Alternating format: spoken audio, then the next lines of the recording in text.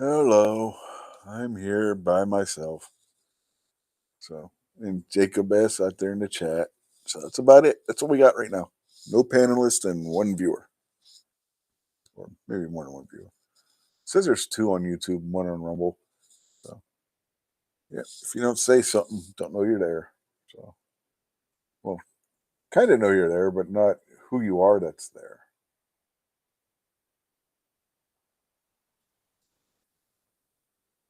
I know it's confusing. The big bowl of confusion for confusion's sake. And I don't even know what the hell I'm going to talk about tonight.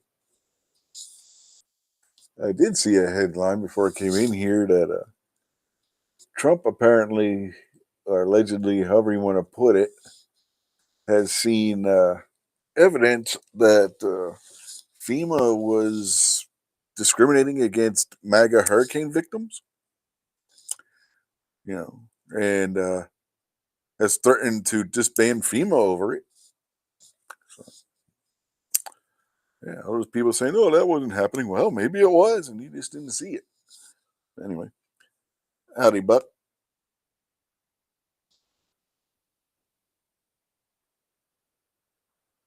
Oh, damn, that sucks, Jacob.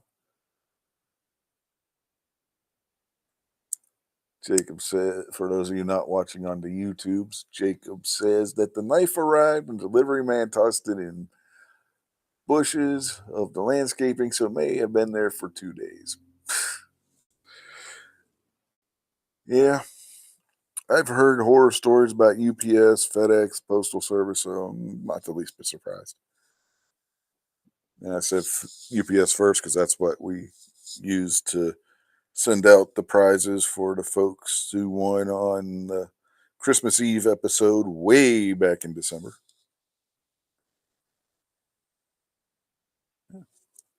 A month and a day ago, to be exact, in fact,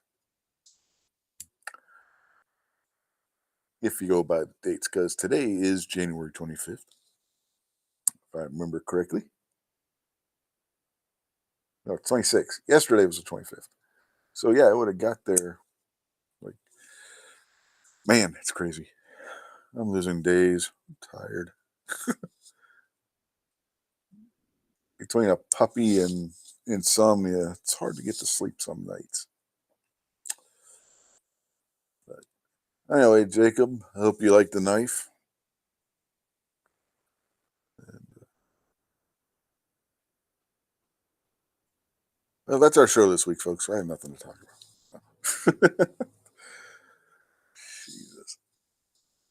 I have not got to watch any of the SHOT Show coverage. In fact, I haven't even gotten notifications for any of it, which is odd.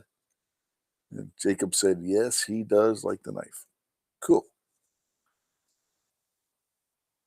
No problem. Just be careful. That I found out the hard way that that does have a sharp blade on it. At least mine did.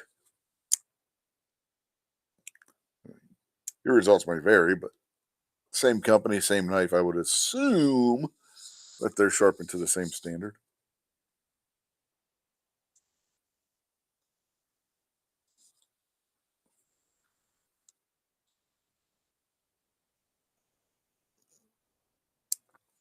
So, what else is there to talk about? Oh, if Gizzard made it home, he's probably in the middle of watching the Chiefs currently lead the Buffalo Bills going into halftime. Let's see.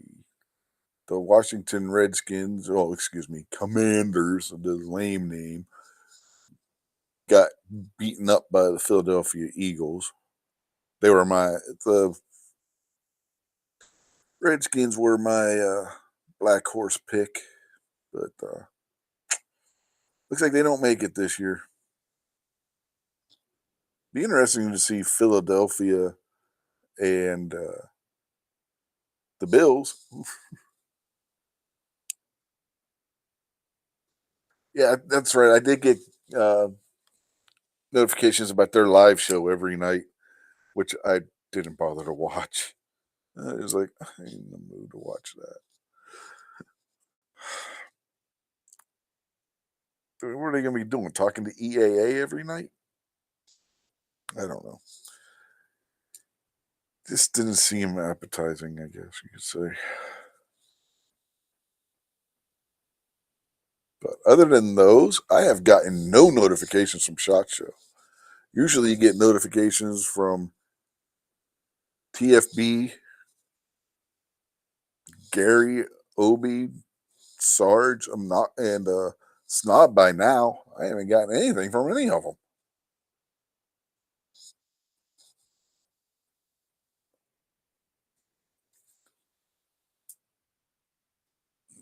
So I don't know what's going on.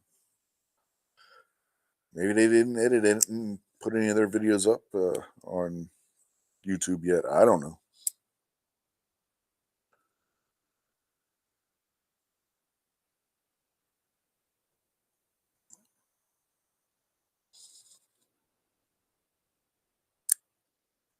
Yeah. Okay. Jacob says that he had to go to their pages directly to see their post. They have been posting stuff. Okay. Yeah, it's like YouTube's hiding them.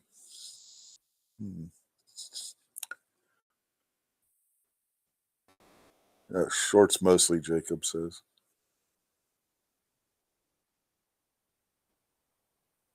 I haven't had any show up in my little, you get the like row of shorts on your main page. I haven't gotten those either. So it's odd. It's very odd.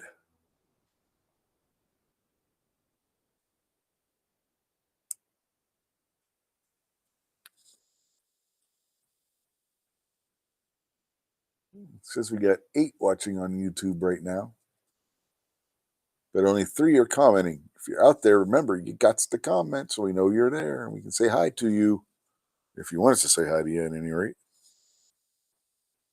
Maybe you're shy. Don't want to talk. I don't know.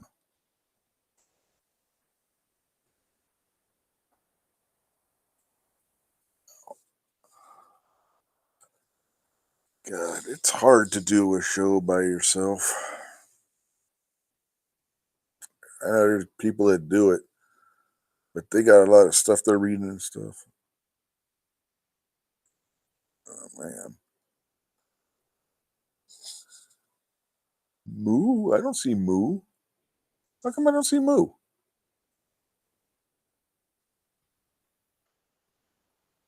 Well, on the YouTube page, I'm not seeing Moo.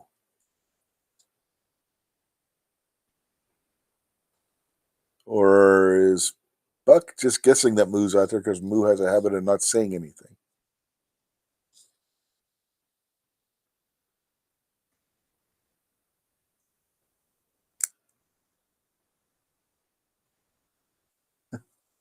Okay. Jacob says he doesn't see Moo either. He's lurking. Yes, that's a possibility, Buck. That is certainly a possibility. Moo does that. Like on Gary's show, he won't say anything, and then gets brought up about hitting in the hashtag to win Gary's giveaway, and boom, there's Moo.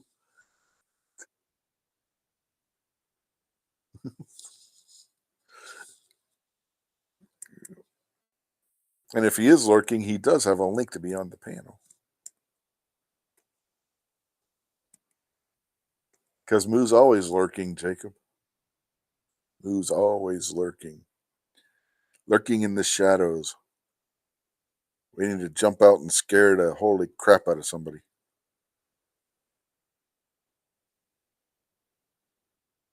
Or he's just shy and hides in the shadows because he's shy. But something tells me Moo's really not that shy. So, yes, I'm going to say he's lurking in the shadows, waiting to jump out and scare the crap out of people. You can see how this show is going tonight. Like a cow ninja? Yes, exactly. Like a cow ninja. I'll give you that one. Yes, exactly like a cow ninja. Yeah, I gotta get one of those soundboards where I can have like the drums and stuff on there, the cymbals, all that stuff. But I don't got one of those. That would have been a perfect place to have one. Do the drum fill with it.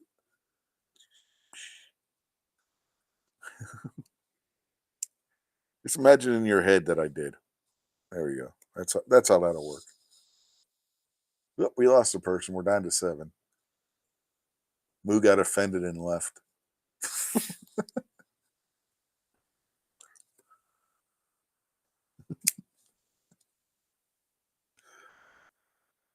I don't think Moo would have got offended. He would have been laughing his butt off.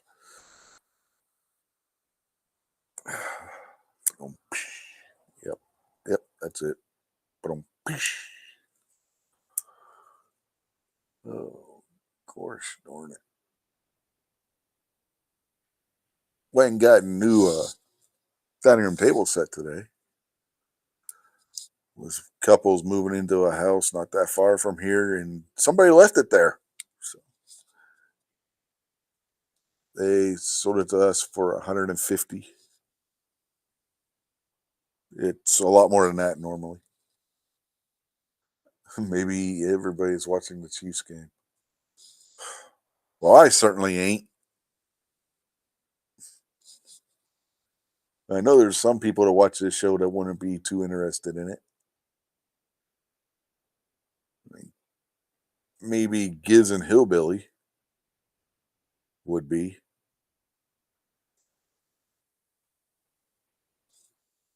They're both Kansas City fans. Ozzy, hello, sir.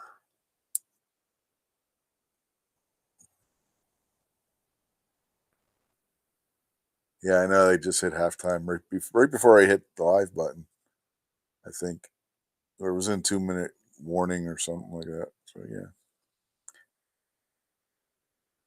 Ozzy says he was watching too. It's halftime. Yeah, Vanessa's out there. Evening, Vanessa. Were you watching the Chiefs game too, Vanessa? We're trying to take a poll. See who's watching the Chiefs game. Apparently, it's all Jacob's fault.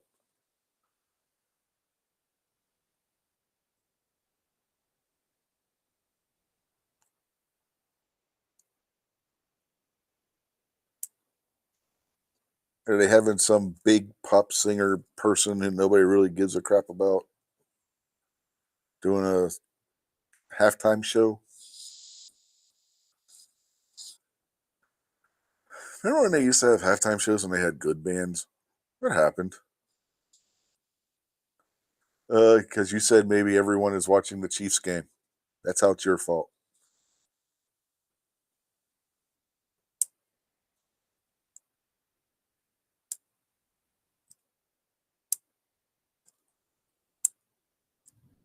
Don't worry. Ultimately, it's Night Strike's fault because everything's Night Strike's fault.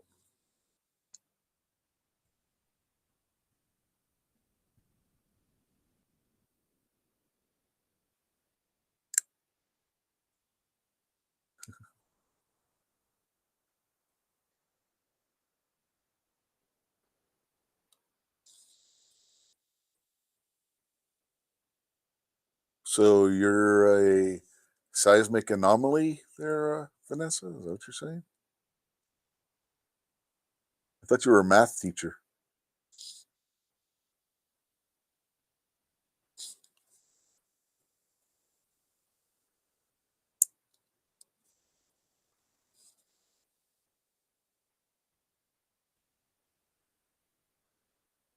Oh no, no, no. See, we came to a conclusion a long time ago, back when Gun Channels was still around, that everything ultimately is Night Strike's fault, whether he knows it or not.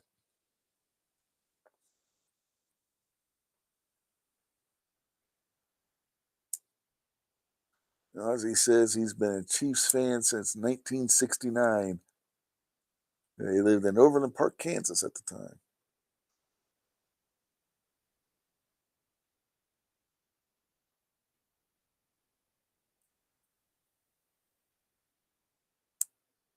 Jacob says his biggest win this week was he got something in an auction. Got a pick it up Tuesday from the LGS. Well, share with us, Jacob. What did you get? And Vanessa says, yes, math teacher, quantum waves. Oh, goody, the fun stuff. I used to be good at math, but I don't like doing it.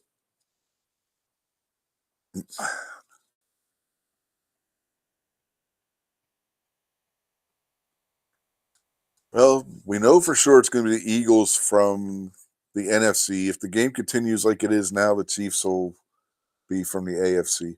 But I'm hoping Buffalo can come back in the second half.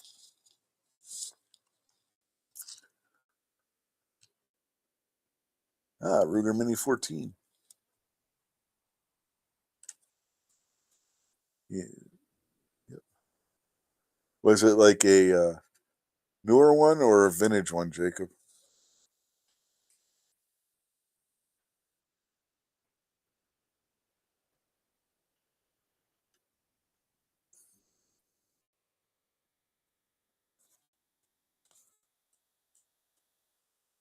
Uh,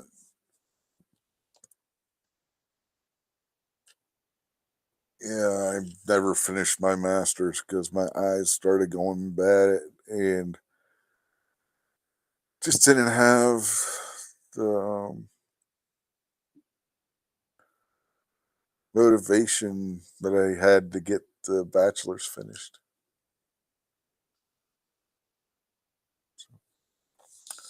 Never completed the master's degree.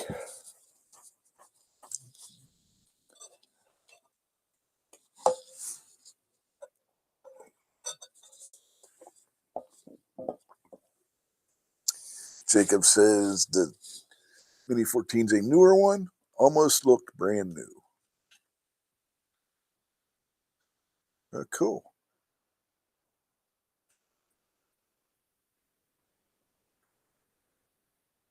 Now, the big question was it less than what you would pay in a store?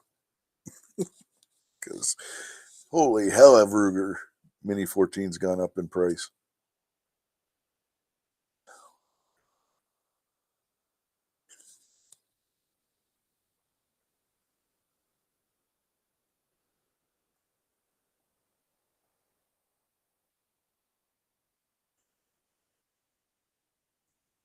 And Jacob says he could have got another two items from the auction if he remembered to look at the bid before it ended.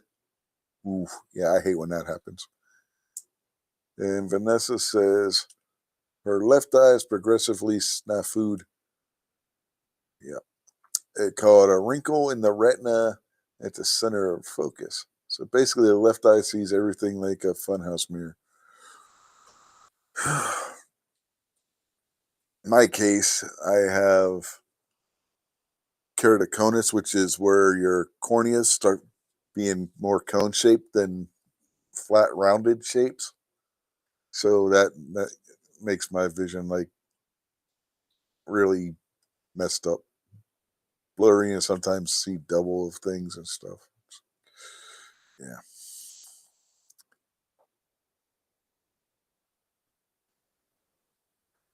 Oh, not including the 10% commission the company gets, it's 400 less than a brand new one. Okay, so you did good.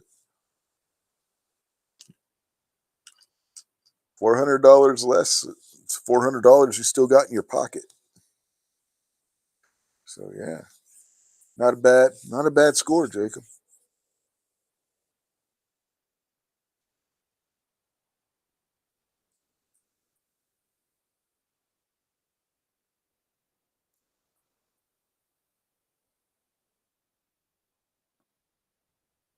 And if it's one of the newer ones, don't quote me on this, but it should be able to run 556 as well. Yeah, LGS is always going to tack on a transfer fee.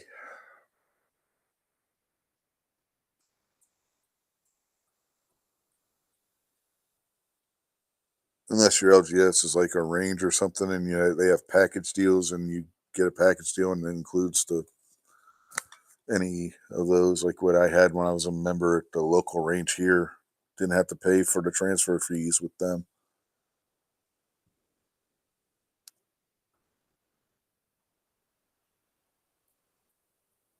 Hmm. Yeah, they were still stamping them 223, but I remember somewhere I was reading and newer Mini 14s should be able to handle it because the metallurgy is better. I mean, you'd have to check with some. I don't know who you would check with. Call Ruger maybe, and they can tell you.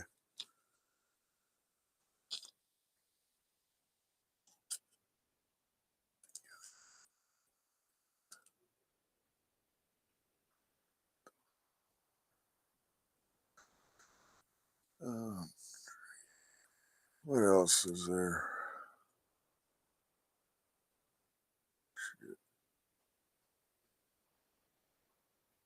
I don't know. I did watch a video the other day on one of the truck channels I watch. They had the new hybrid all-wheel drive Maverick in a towing competition against the.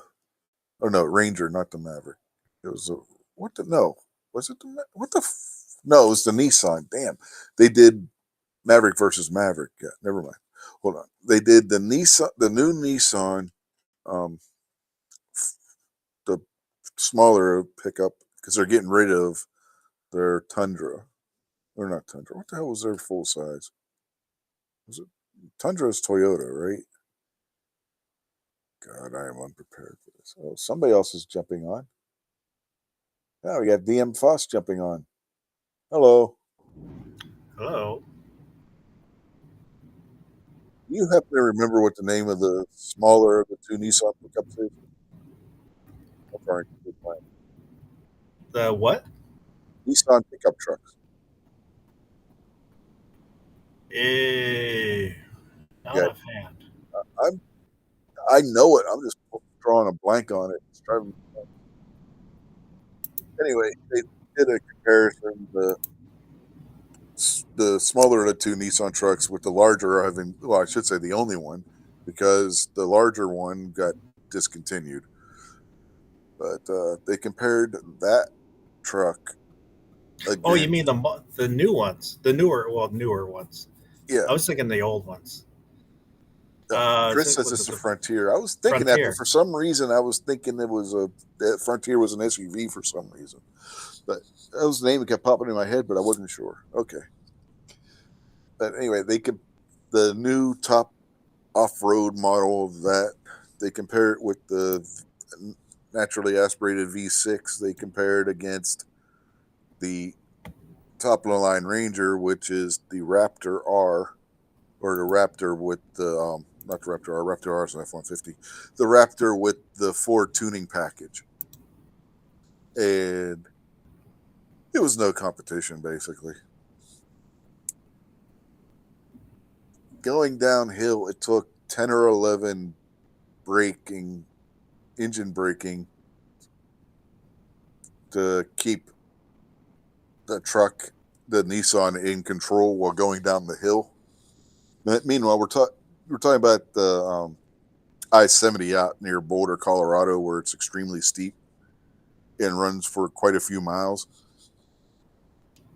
10 or 11 is not good with the Nissan. That was not a good result from a mid-size pickup with a light load on it. It wasn't a super heavy load. The Ranger, on the other hand,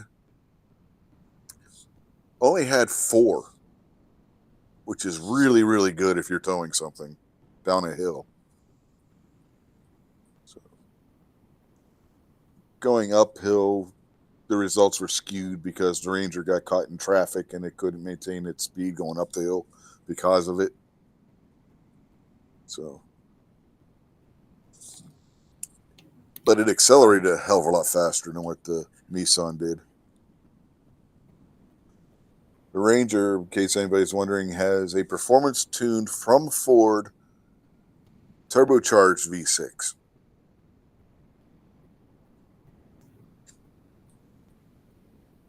I don't like turbos.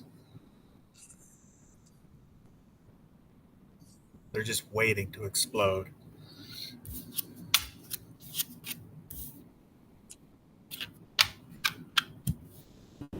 kind of curious. I got my camera on, but I'm not showing up. It's showing up as you're on OBS. Yeah. But yeah, it's not showing up on the screen. I don't know what's going on with that tonight. So I'm not showing up on screen either because I got OBS on too. Oh, just had that OBS update. I wonder if that has something to do with it. Oh, is that just your background? I thought that was your. Yeah, that's just my background. Oh, I thought that was your profile pic. No, if it was my OBS, it would have my name in the bottom left-hand corner.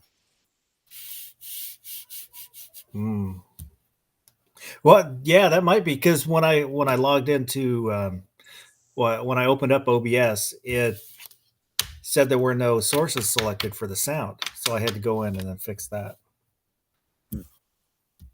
Huh. Interesting.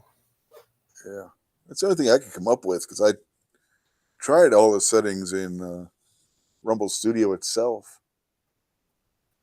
Jacob's saying he's heard other people having trouble with OBS. I wonder if there's anything in there.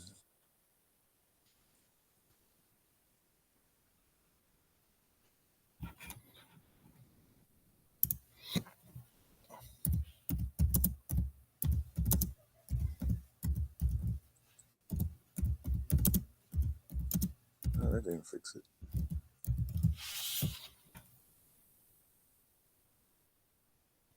Virtual camera must be restarted. Okay, let's see if that did it. That didn't do it.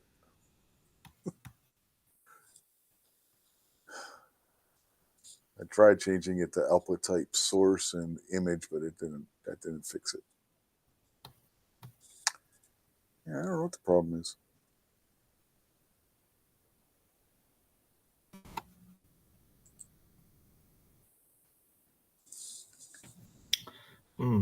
Wonder if my webcam is going to work. Yeah, my webcam works. I turned it on earlier. Mine's not. Yours? No, it's not showing on screen. What the hell? Yeah, That's either. my phone. Yeah, it's not letting me even choose my laptop camera.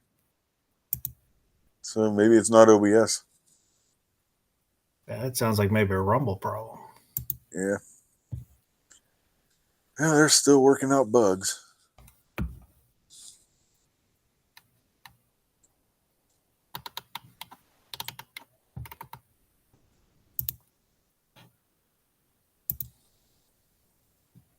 And Jacob also said that Keltec 57 looked cool on range day from what he's seen.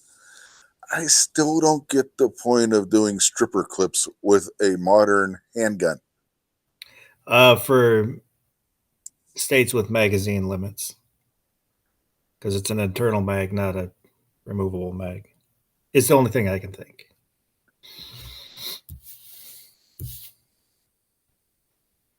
Yeah, maybe. But don't those mags have to be pinned if it's an internal mag? I don't know. I've only ever heard of pinning external mags.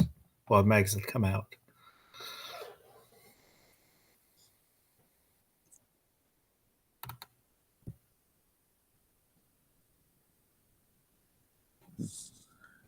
Interesting to see where that goes if that is the case.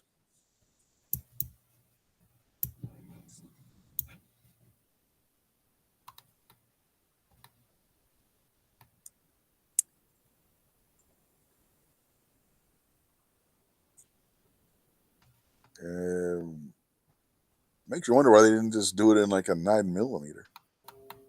Well, that was kind of my thing. Is when I first saw clips of it, now when I got a better, watched some videos with closer up look. It looks kind of cool. I just wish it wasn't 5.7. Mm-hmm.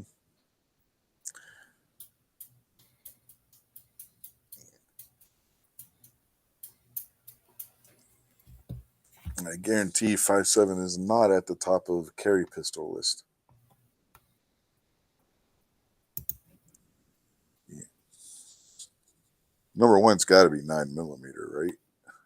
At least in the U.S.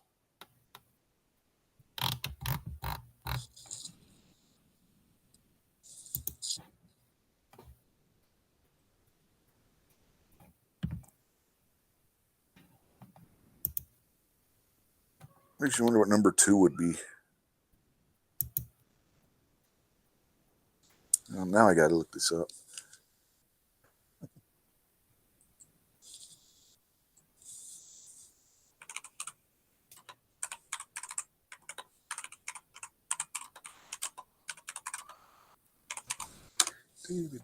Let's see what we got here.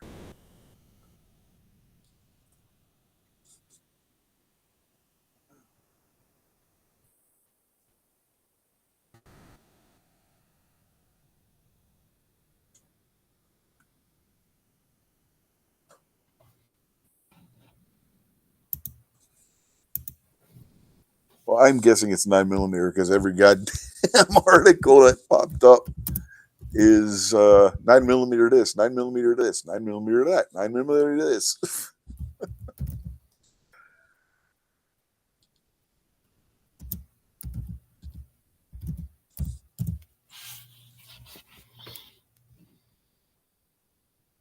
Okay, let's see what Sightmark says. 9mm number 1, and then that's all it says.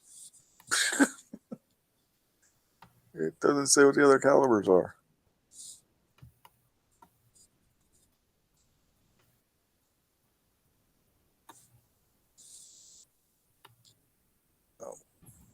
This goes into rifles too. Okay. And shotguns. Yeah, this ain't helping. But according to Sightmark, overall, even not rifles, pistols, shotguns, 9mm, the number 1 round in the country. I would be more interested in it if it was 5.56 than 5.7. That would be interesting. A 5.56 literal pistol.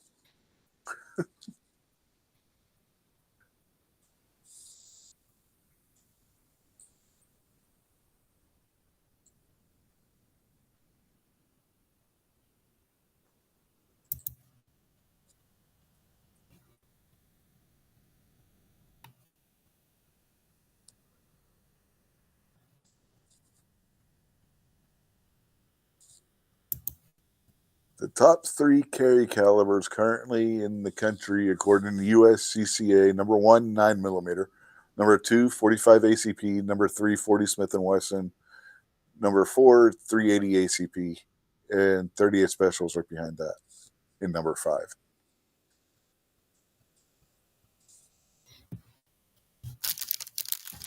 $40 cal for life.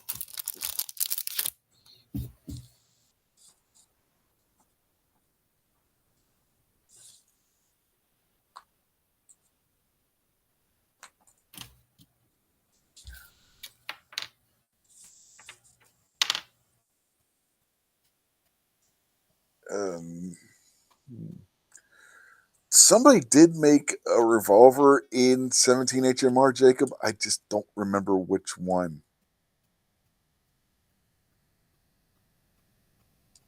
I don't know if they still do or not either.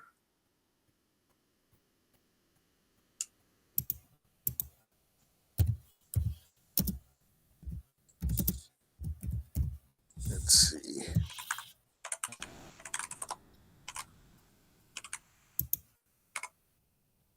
Taurus Tracker. Okay, is that the one? Yep. Yeah. I just got the same result with a 6.5-inch barrel.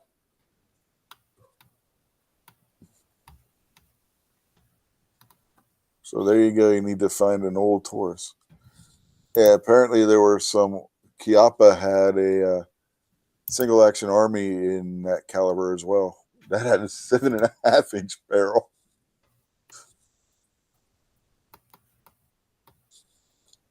and held 10 rounds. The Taurus was also available with a 4-inch barrel. There was a Smith & Wesson 647. Ruger single 6 was in 17 HMR. So you got options out there if you can find one.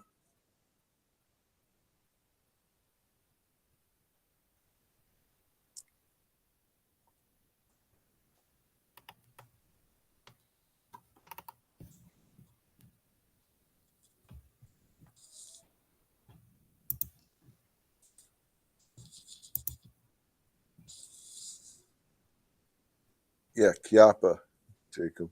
They had one. Smith had one. Taurus had one.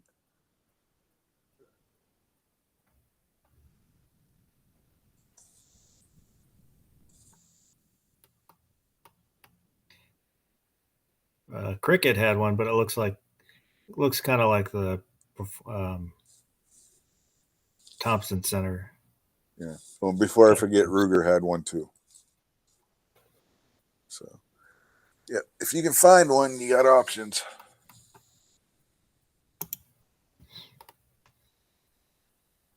Good hunting.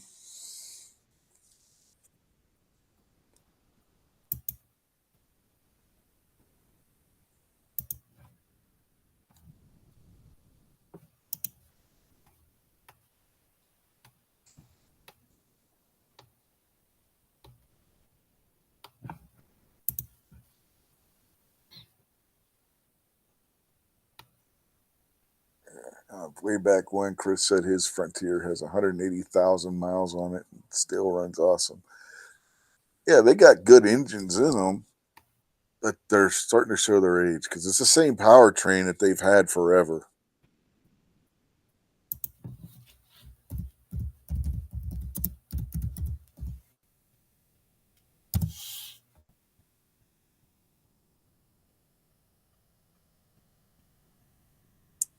When I first saw those, I thought they were the ugliest truck I had ever seen.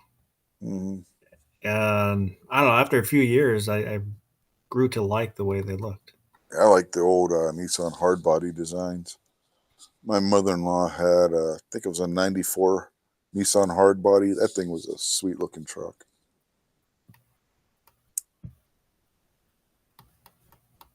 It was a bitch if you're trying to get more than 2 people in it. It had one of those little, if you want to call it a extended cab. And remember how the big yellow cabs had those fold-up seats in them in the back? That's the way the rear seat in the Nissan hardbody was. It was 2 of those little things. Those jump seats? Yeah.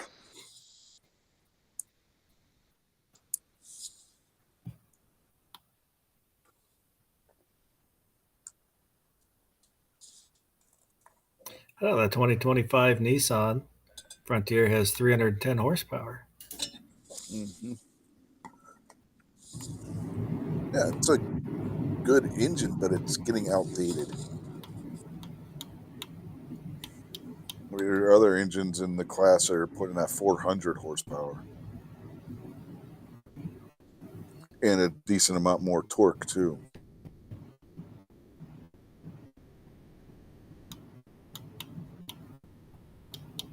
And naturally aspirated trucks don't run as well at higher elevations. So that didn't help the Nissan either.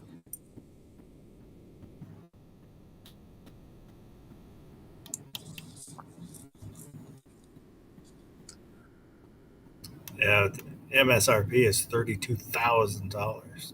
Yeah. One they tested was like 50,000. A Frontier. That's ridiculous. Oh, hell, have you seen the prices on full-size pickups lately?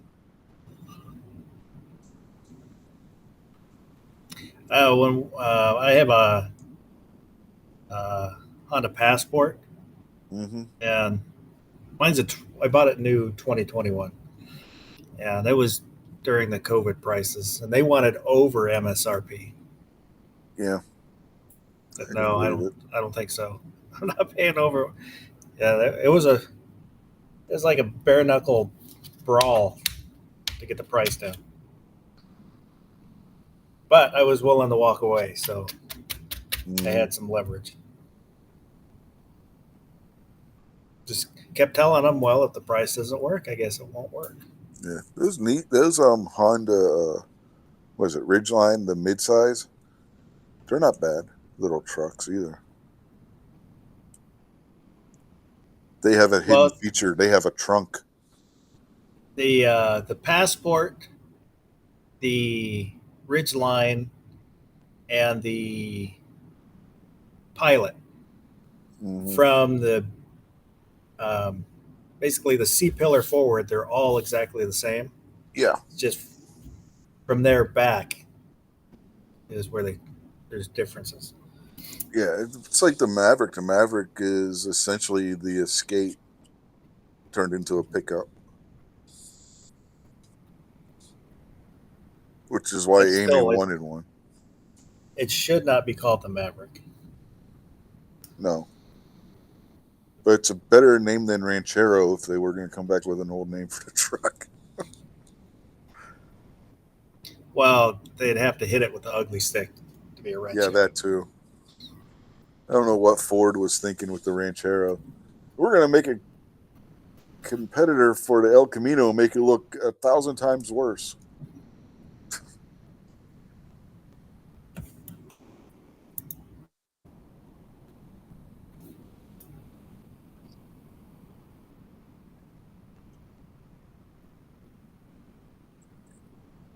Among other problems the Rancheros had. You could get, I believe you could get a 429 though. The Ranchero. Probably. I think you get either got a 427 or a 454 in El Camino at one point. Yes, one of the SS models. Yeah. I had high school. I had a friend that had a 65, and he had a 327, and that thing hauled ass. It was stinking fast.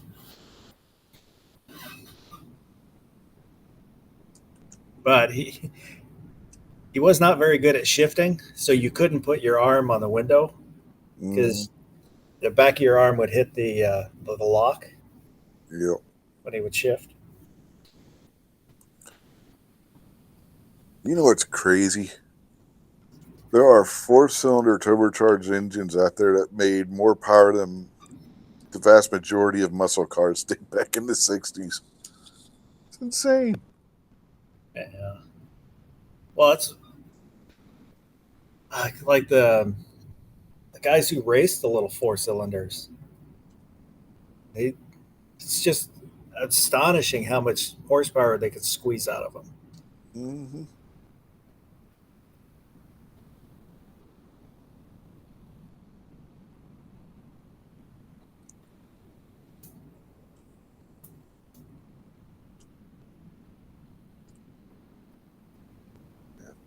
Trying to remember the base turbocharged 4-cylinder that's in the Ranger does about 300 horsepower.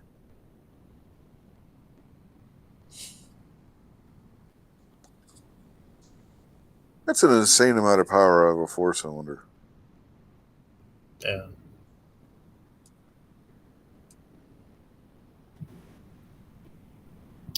Mine's a V6, and it only makes 289.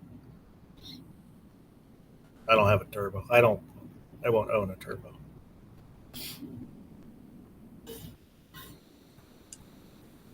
You know, the Maverick, either get it in a hybrid or a 4-liter or a 4-cylinder turbo. That's it. Those are the only two engine options.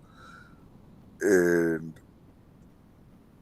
when we got ours, they didn't have the hybrid model with four-wheel drive, so we had to get the 2.4. We had to get the 2.0 turbo, which puts out a 250 horses and almost 300 foot-pounds of torque. That's a small pickup. So, mm-hmm. is yours 2-wheel drive or 4-wheel 4. drive? Oh. It's got the FX4 package on it. Hmm. And Yeah. 4,000-pound towing package. All for the last two. Well, pretty much now I won't get one that isn't either all-wheel drive or 4-wheel drive. Yeah. And I will not get one that doesn't have heated seats anymore either. Well, one thing that I miss heated uh, side mirrors. Mm, My Outlander had it, and my Passport is a base model, so it doesn't have the heated mirrors. mm, And I really miss having heated mirrors. yeah. We got the XLT, the Maverick with the luxury package, the 4-wheel drive package, like I said, and the 4,000-pound towing package. We got heated seats, heated mirrors, and heated steering wheel in the luxury package.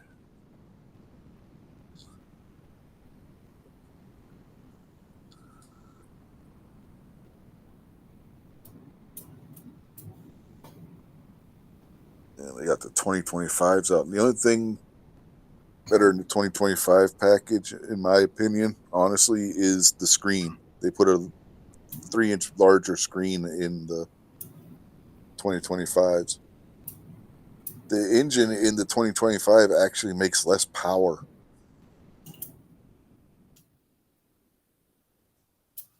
When they they changed the design, didn't they? So from the first year. They changed the front end, yeah. Yeah, I don't like it. I No, it like looks that like first looks like year. something's missing Yeah. on the left and right side, right there. Where because on the 2021 through 2024, you had a whole panel of lights right there, and it's like they took one of the light things out of the. It doesn't. It looks like it's missing something. You know, it got the empty space there instead. I don't get it. Well, the transition from the cab to the bed, I don't like the way that looks.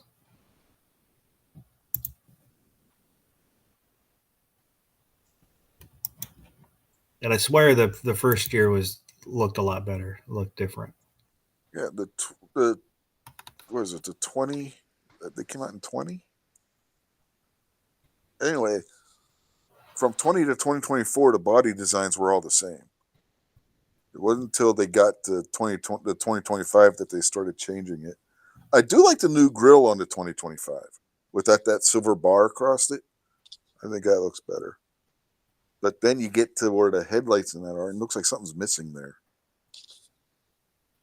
It kind of does. The one I'm looking at has a black grill. There's no silver bar, but that front fascia piece comes up to Mm-hmm. the bottom of the headlights. Well, Yeah, kind it of looks comes like. up Yeah, I know what you're talking about. This looks like something, another headlight. Like you should have a headlight and then a high beam or something a there. driving light or something.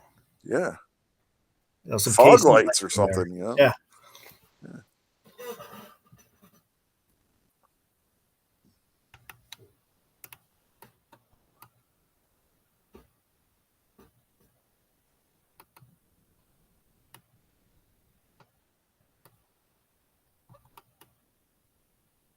Well, hell, have you seen some of the It's a new Ram? CVT. Hmm? Is yours a CVT? No, Uh, I think the CVT is on the hybrid only. oh,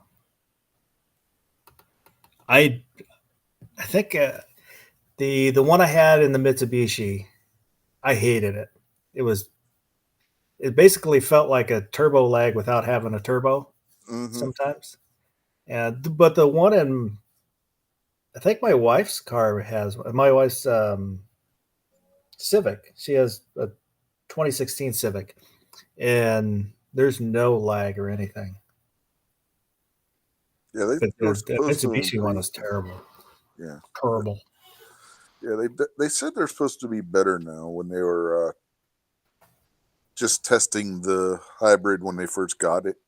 The channel I watch. So, and they said they haven't had any issues with it. They think it might have been interfering a little bit when they were doing the tow thing.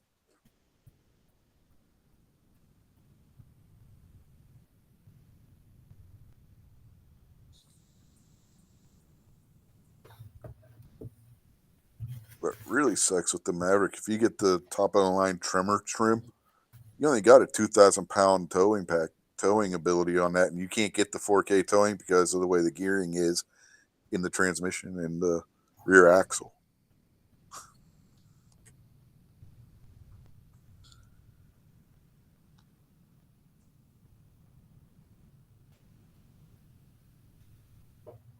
There's no getting the trimmer with the 4K towing package like we have with the FX4,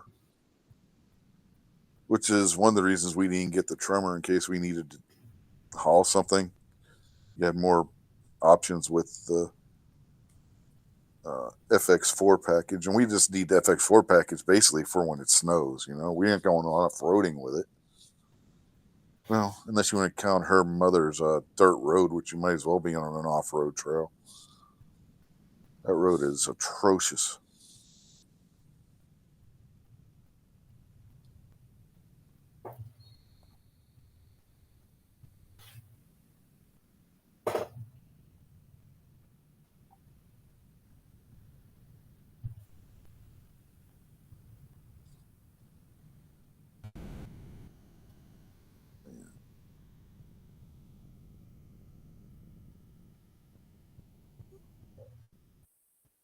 Oh, Christ. Something else that the Ranger came with that the Nissan doesn't? A trailer brake controller built into the truck. Fancy. Yeah. The Maverick has one too.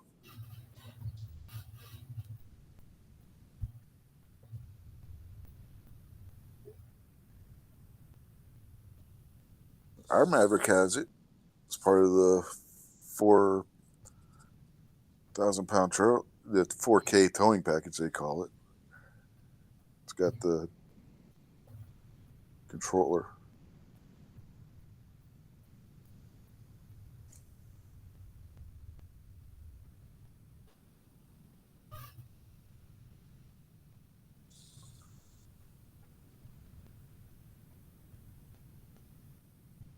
And speaking of goofy looking grills, have you seen some of the new ones that they're putting on the Ram?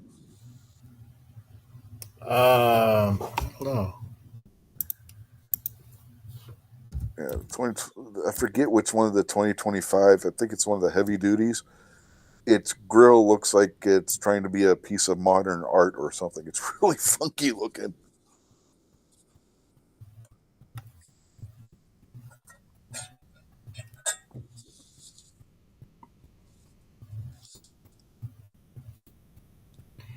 But the one with the handlebar mustache? That's one of them. Yeah, they just look really goofy.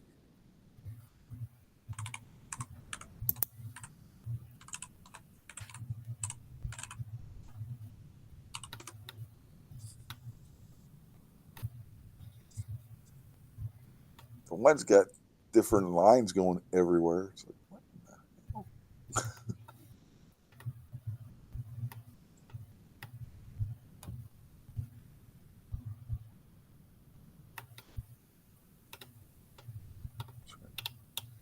I'm trying to remember which one of them that is.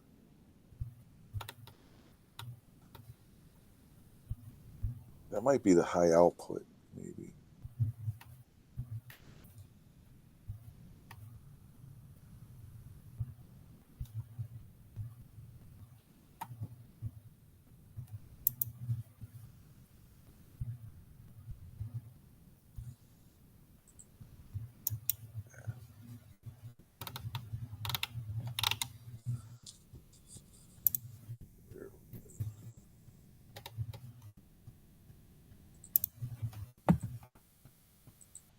What the hell? Huh? I can't share a screen right now either.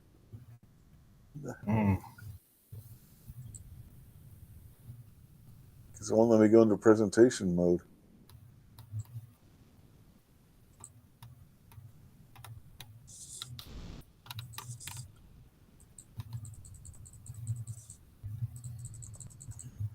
wonder if I refresh it, if that would do it. I'll be right back.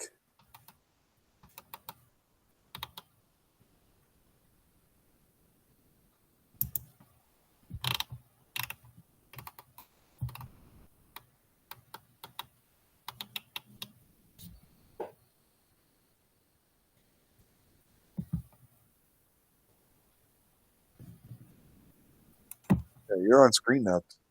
Hey, all right. Yeah. That fix it. I just refreshed it. That was all I did.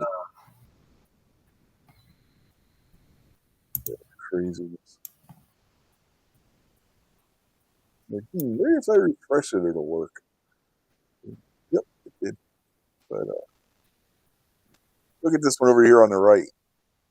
You got straight lines here,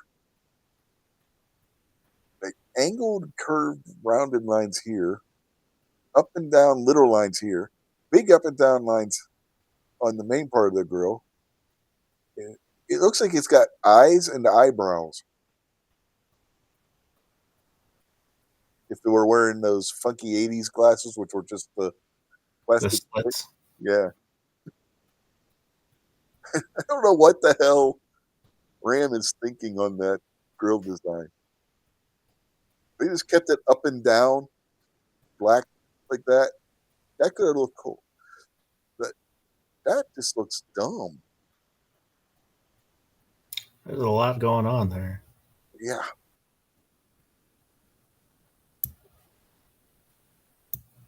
And where they got the radar placed looks really stupid too.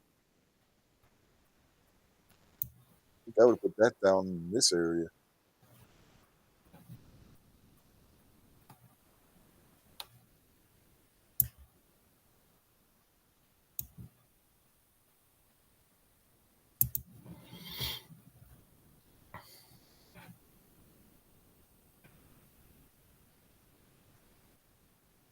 That one's not too entirely bad, but you still got this silly thing there and there.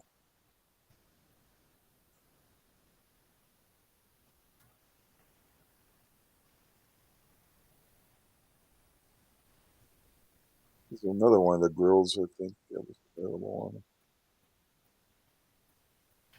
Oh wait, that's not one. That one didn't make it. That was a concept. Yeah. The other two did.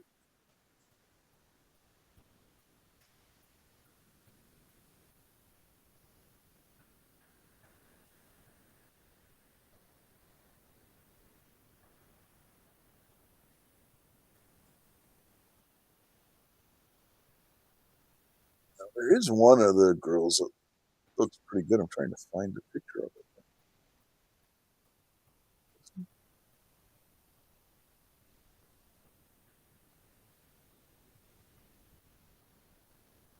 It's too dark. It's hard to see some of them because it's a black and a dark space. Yeah.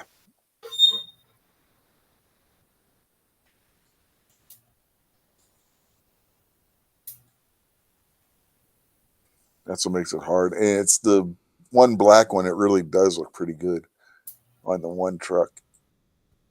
But can't find it right now.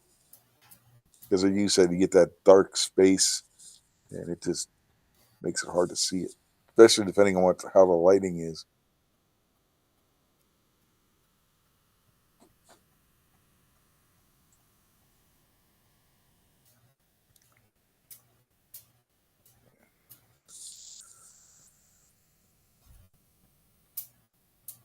Yeah, well, you get the idea of what I was trying to show you. This one's not too bad. This one here on this white one. It's a lot better than lines going this way, this way, this way. Not quite as much busyness going on there.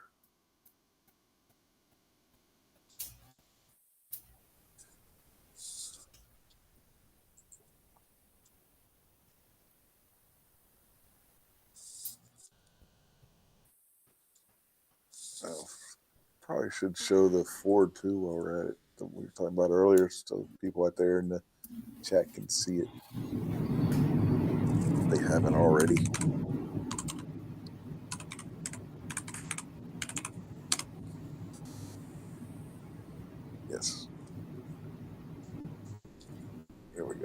go with this one, and I will.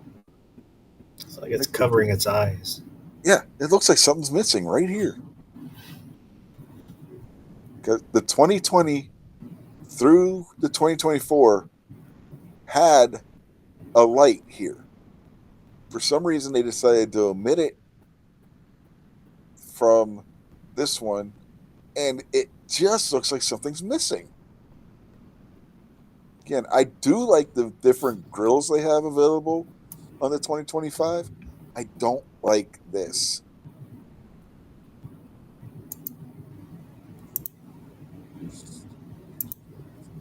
There's a bigger shot to better see it.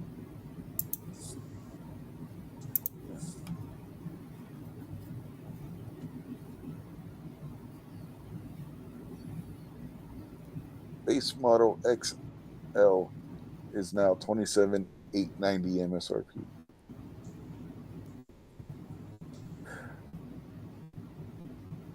When they first came out, the bare bones base model was $19,000.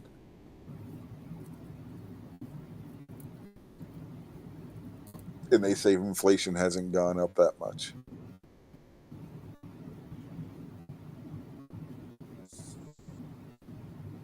It's $8,000, almost $9,000 more.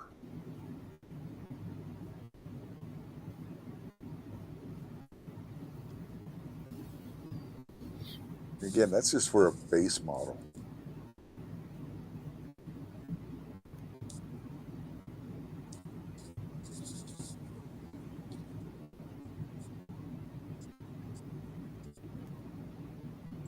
Making a big deal about these Lobos. Dumb. I don't get it. It's the return to the sport truck. Why? Because you lowered it a little bit and put different wheels on it? Those are interesting wheels. Yeah.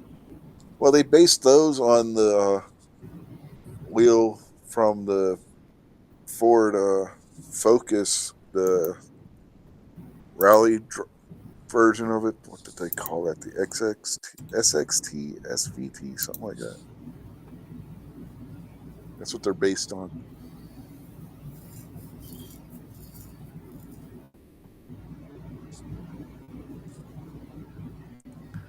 I love how it didn't blow up the picture to make it bigger.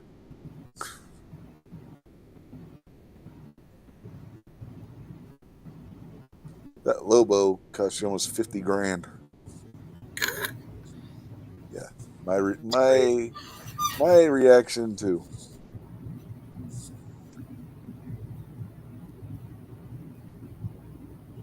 This Keller, the green one, it's only available this year. It's the only year you're gonna be able to get that Keller. It's a special Keller for the relaunch or the refurbish or whatever you want to call it. I forget how they refer to it. Yeah.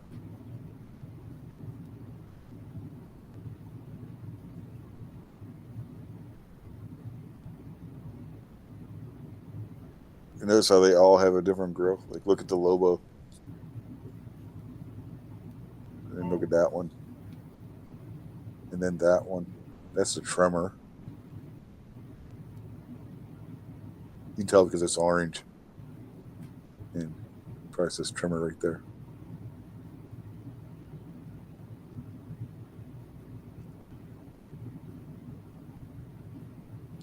But the XL has a different grill from the XLT. The XLT has a different grill from the Lariat.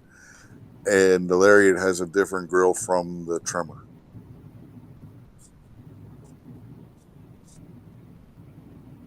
Oh, like green one in the middle has ugly wheels. They look like steel wheels. They're Steelies. Oh. That's probably an XL. With the higher cost for that this year only paint job. Which makes a hell of a lick of sense why you would get a base model truck and then put the fancy paint job on it.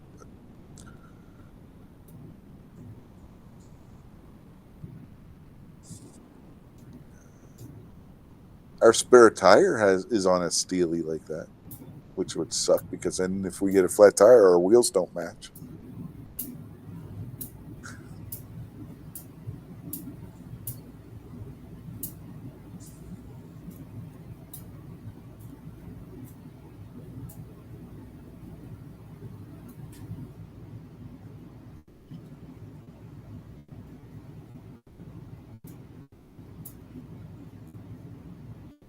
"2025 Ford Maverick Lobo release date," and then it doesn't show a Lobo in the picture.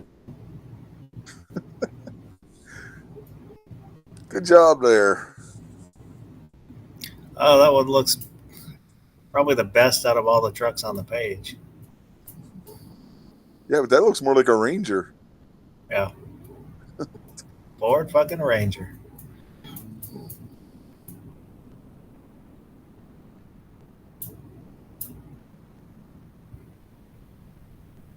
I had a. Can I remember if it was a '99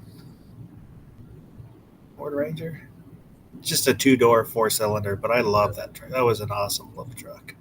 They had a Ranger when we got the Maverick that was in a similar price, but we went with the Maverick. The Ranger didn't have heated seats. Yeah, man, heated seats are a must-have anymore. You get in the car, your back's bugging, you turn on those heated seats.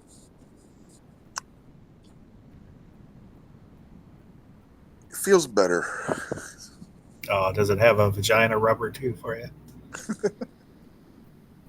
Hey, don't knock it till you try it, man. I'm telling you.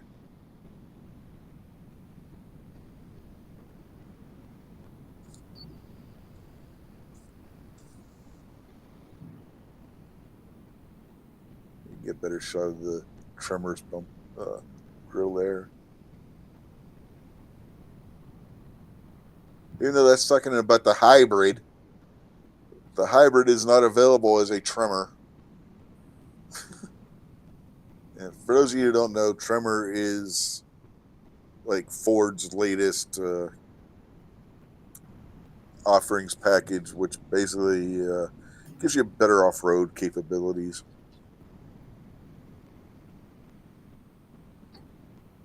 But it does cost you some in the towing area. They got the Tremor on a couple of different vehicles. The Maverick, the F-150. Not the Ranger, surprisingly. They did have a Ranger Tremor, but they did away with it when they came out with the Ranger Raptor, which is probably a better truck anyway, between those two, maybe.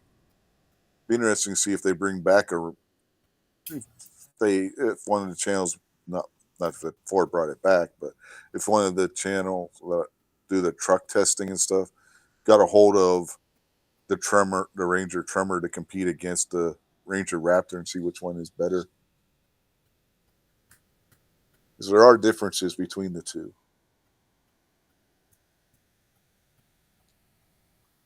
See that blue one looks terrible. Terrible. Yeah, that's the Lobo. You can tell by the wheel, that's the only one that these wheels are available on, and then the ground clearance because they lower it down so much. The ground clearance between the Tremor and the Lobo is ridiculous. How much different it is. This has like an 8.5, 9-inch clearance. This has like a 3-inch clearance.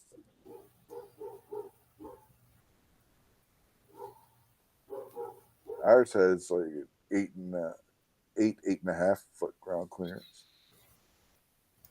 Well, not foot, inches. 8.5 foot ground clearance. That would be a big truck. That would be a big lift kit on a little Maverick. Monster Truck Maverick style.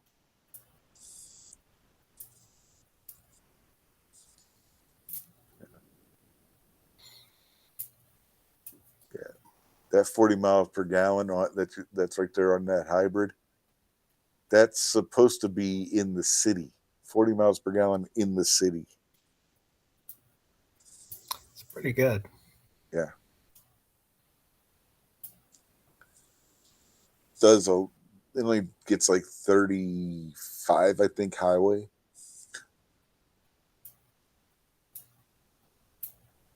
But for a city car that you're just if you're in a place where you regularly just drive in the city and you don't go outside the city, it's not bad.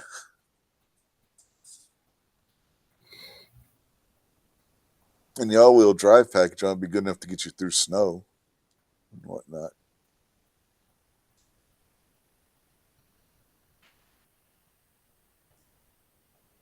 Well, somebody went all out on this one. That's an earlier model.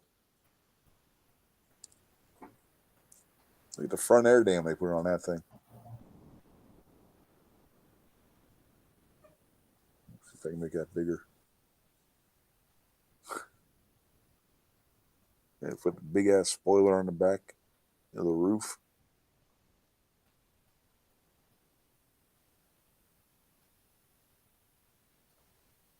That's crazy looking.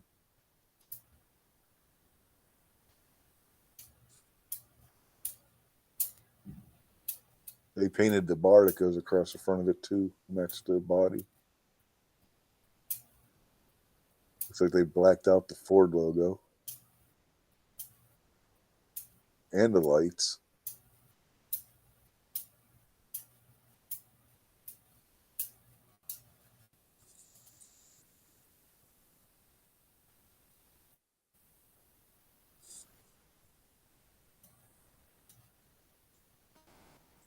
Anyway, I think that's enough talking about the Ford Maverick for now. Back over here.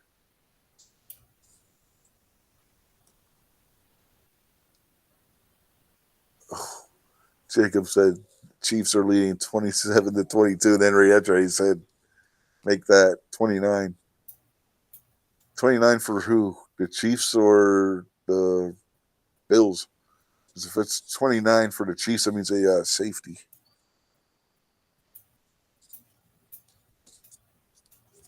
That was a couple minutes ago he said that. Rontuay Matters is out there. Let's see, did we miss anybody else while we were looking at trucks? I don't think so. Not a lot of chatting going on out there. Yeah, I noticed.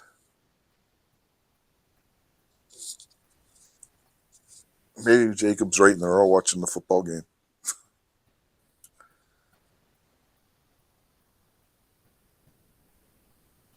Yeah, so that means the Chiefs had to have gotten a safety.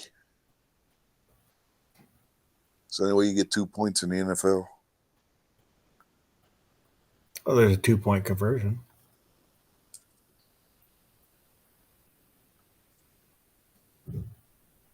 Yeah, it's possible, 2-point conversion.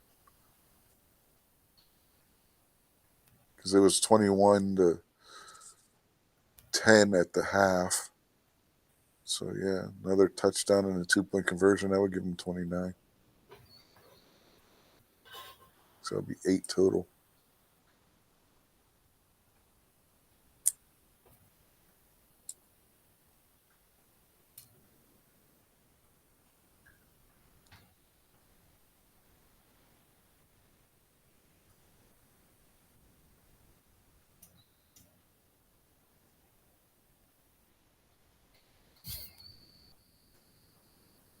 You see that the Raiders hired Pete Carroll. No, I didn't see that. Pete Carroll's what, 70? I think 73. Well, Bill Belichick, the reports are that he signed with some university as their coach.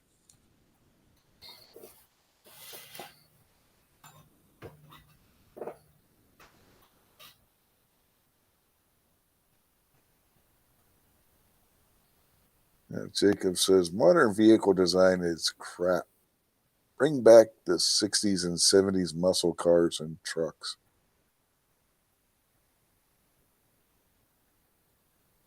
Here's one problem. A lot of those vehicles probably, their design probably would not pass all these damn new safety requirements. No, if you crash, they just hose off the dash. sell it used. There's these little trucks they sell over in Japan. Honda makes them. They're not allowed to bring them into the United States. Somehow the One Truck Channel got a hold of one. They're tiny little things. There's a lot of tiny cars in Japan. Mm-hmm. Forget what they call them. Kai truck or something like that. They're real tiny. They make the Maverick look like a full size. When is the Super Bowl? Is it February 9th? Something like that. Yeah, something like that. Because next week's the Pro Bowl crap, right? Couldn't They do tell that you. before the Super Bowl now. It's not even a. Remember, the Pro Bowl was actually like a exhibition football game. Now it's flag football and skills competitions. I would rather watch the skills competition than the game. But if you're going to have a game, flag football? Well, basically that's what it turned into, anyways. Yeah, you weren't allowed to blitz. You weren't allowed to hit anybody. Teams still blitzed and hit people, though. Defense after a while was like, screw this. We're just playing football.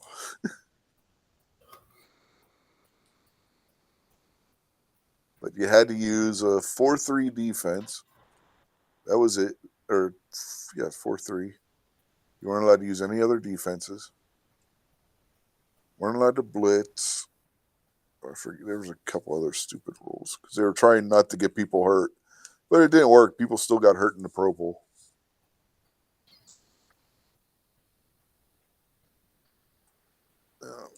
Coop's out there. Evening, sir. Hey, Coop, I sent you another email with the design. I don't know what the limitations are, so just let me know if there's problems.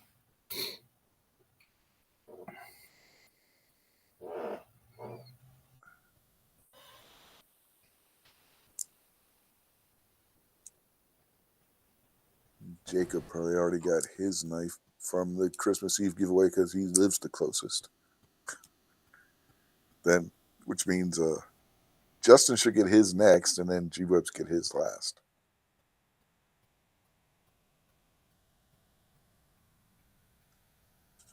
But those got sent out Thursday, I think it was.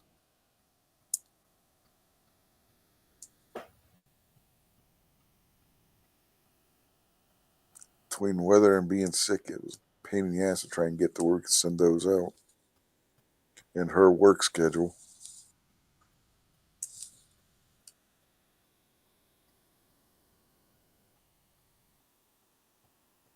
And UPS, once again, was cheaper than the U.S. Postal Service to ship them.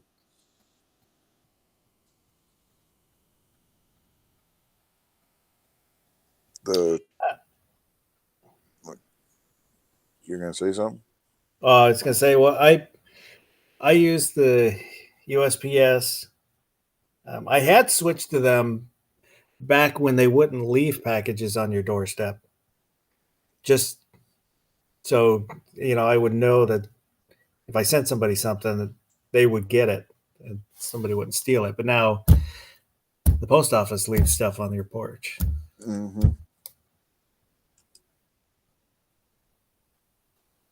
I have a parcel box on the wall right next to the front door, and it's kind of hit or miss whether the drivers will use it or not. I forget what company it was. They didn't even put it on the porch. They put it on the ground in front of the steps the one time. At our old house, that would happen now and again, where they would leave it in the carport rather than up on the porch.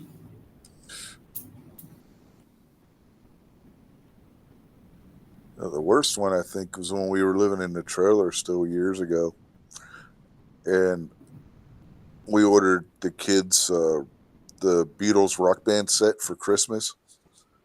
FedEx, when they delivered it, threw it into a pile of snow. My wife bought me that. The Beatles Rock Band. Yeah, because I am a huge Beatles fan.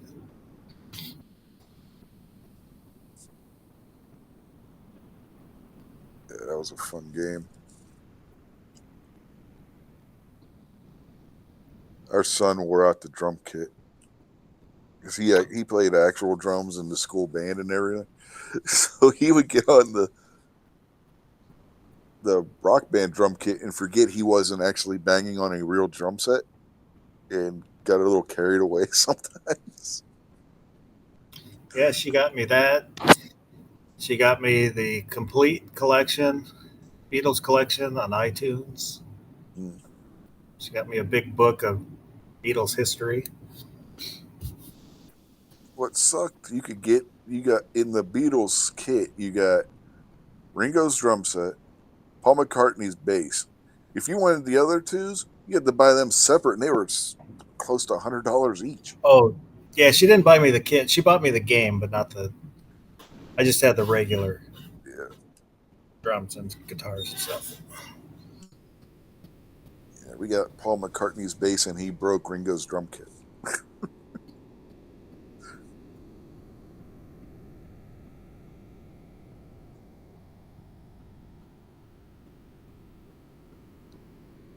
Oh, damn.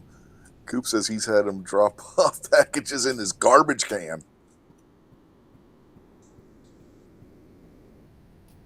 Well, nobody's going to steal them. Yeah. Hopefully, there wasn't really anything super messy in there. You know, get a package of chocolates, open up, and it'd be covered in maggots. Ew.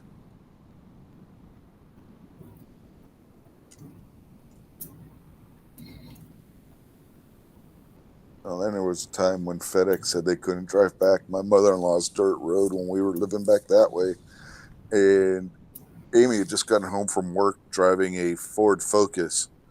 We went to go meet the damn FedEx driver. They were driving a four-wheel drive SUV, and they couldn't get back, but Amy could in a two-wheel drive, front-wheel drive Ford Focus. It's like, did you even bother trying? Jacob says some delivery drivers are more lazy than others. Yes, they are. I used to love the UPS driver we had a few years ago when we lived down in her hometown. Dude would always bring the packages up to your door, knock on the door. Yeah, he didn't just leave shit sitting there without notifying you that he was there in some way, you know.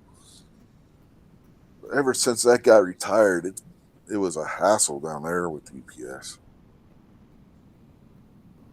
But FedEx was even worse.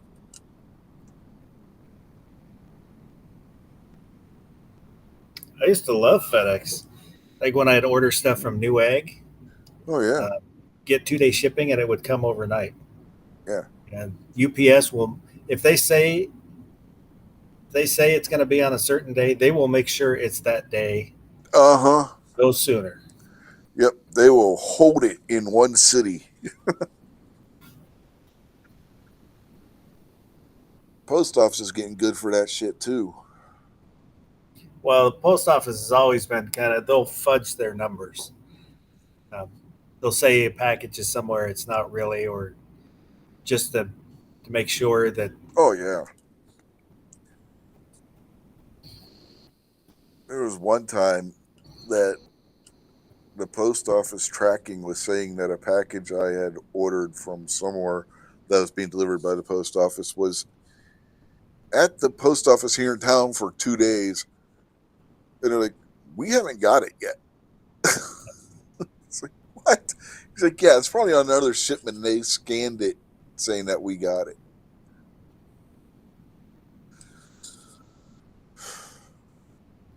The guy that was our post office eventually quit because he got tired of their nonsense. It was all out of Baltimore. Anytime he had to deal with Baltimore, he hated it. I called him the one time when my holster was late and it had been sitting in Baltimore for close to 2.5 weeks, maybe even 3 at that point. I don't remember for sure. This was a few years ago. But he's like, yeah, I'll call them. He's like, I hate Baltimore. I hate having to deal with them. They're the nastiest people. They're a bunch of lazy pricks. He's telling me this shit on the phone. Like, okay, man. uh, yeah. He's like, I liked it much better when our hub was out of Pittsburgh and not Baltimore. Which it makes sense because Pittsburgh is a little closer than Baltimore is.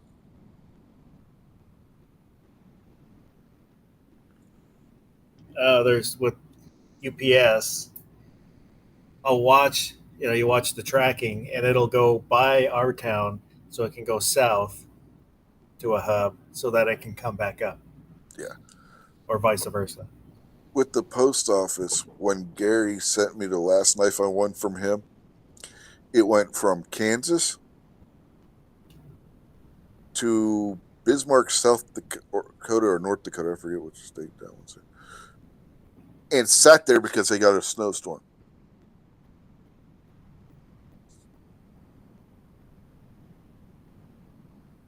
Wouldn't it have been quicker to send from Kansas across Illinois and Indiana to West Virginia? I mean, you would think that, right? Geographically?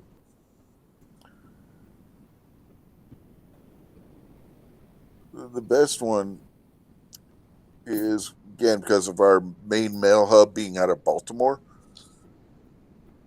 I've had not a picture, a package sent from Pittsburgh to Baltimore, back to a town in Pennsylvania that's like halfway between Pittsburgh and Baltimore, then down to Cumberland, Maryland, then to here. That should have been here in a day. Took 5 days for it to get here.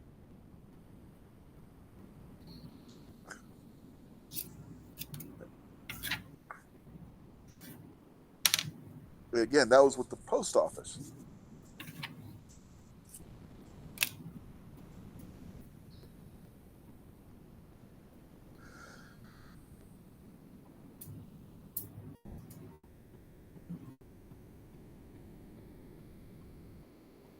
Christ, Pittsburgh's only a 2.5 hour drive from here. Ain't that far. Where it should have took 5 goddamn days. There's no goddamn reason for that.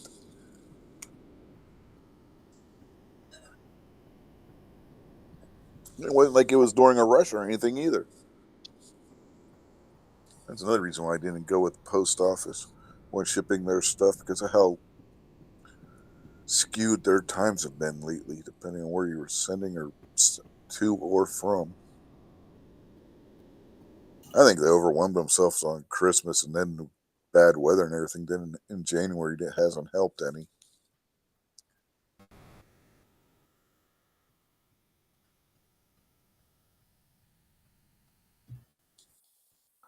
Okay, I think I'm done with my post office rant now.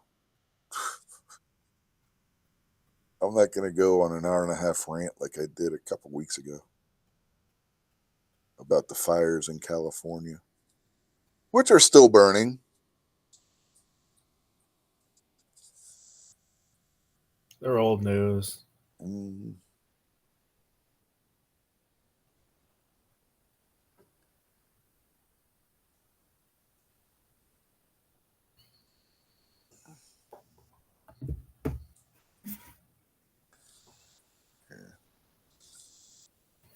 Well, we've been going for an hour and a half already. I think most of it was talking about trucks.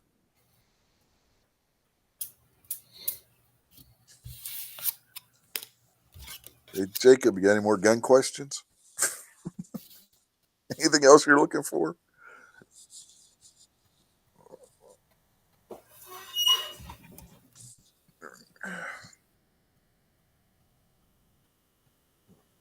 Last week we talked about the Smith & Wessons that are ditching the Hillary hole. Last week, not this past week that just passed, but the week before, Smith & Wesson had announced, I think it was 5 new models without the Hillary hole in them.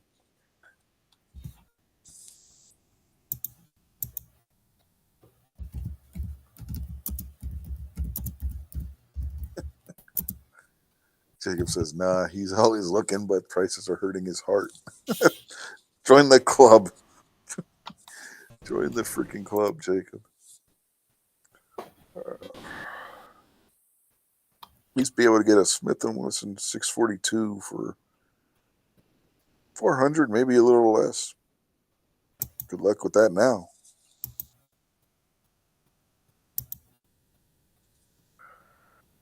Not that I like the 642 that we had.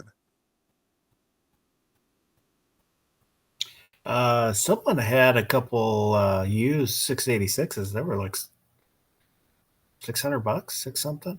That's not bad for a 686. Can't remember if it was Buds or PSA. Yeah. Remember when that was new Ruger prices? Now Ruger's cost almost as much as a Smith & Wesson.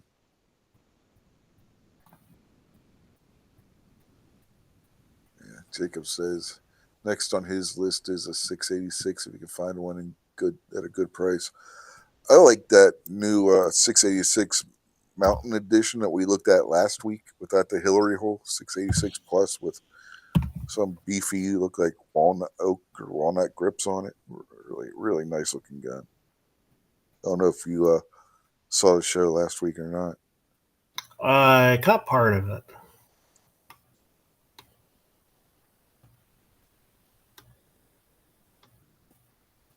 Yeah, Jacob says he missed out on a 686 in that auction because he checked too late.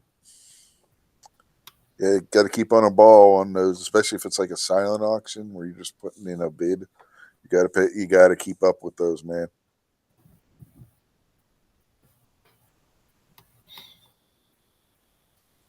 It's real easy to be looking at something else and like, oh shit, I forgot to put my vote in, my bid it, my next bid it. Check the bidding, see if I need to up my bid. And by that point, it's by the time you get over there, it's too late. I've had it happen.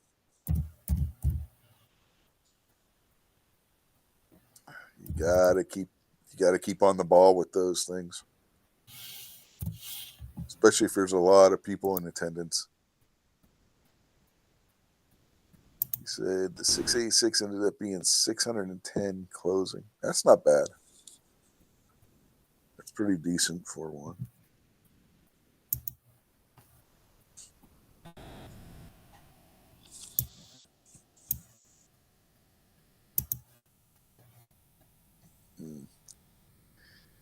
He said they didn't put a timer countdown on them for some reason. Yeah, that's odd. Silent auction usually have a countdown clock for when the bidding ends. Anyone I've ever been to did anyway.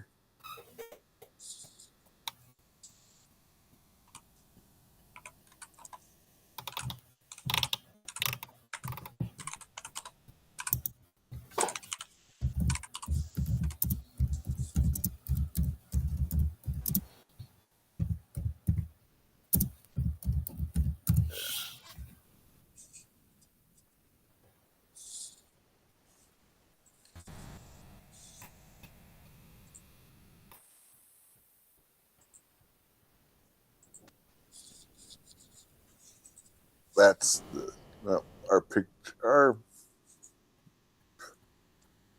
Our cameras are in a bad area. Turn your camera off a second. Oh, Yeah, that's the Smith & Wesson 686 mountain gun. It's a 686 plus actually, so it's a 7-rounder. Is it etched mountain gun or is that a watermark or something? What? On the barrel? Oh, it's marked, I believe. Let me just go over to the website, see if I can make it bigger. No, it's as big as I can get it. But yeah, it's etched in the barrel. You can tell on the bigger picture.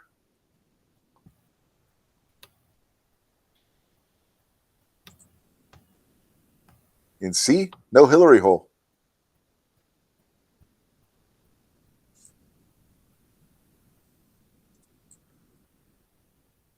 So, see if I can get a better. Yeah, see, that's etched on there.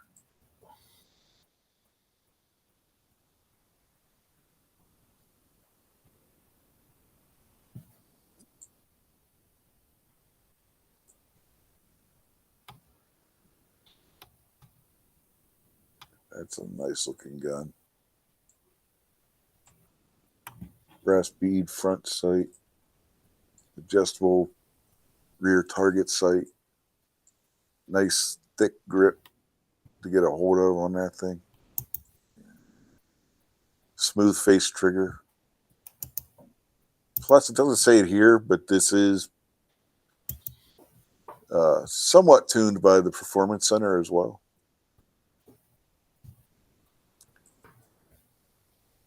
Yeah, I want one of those.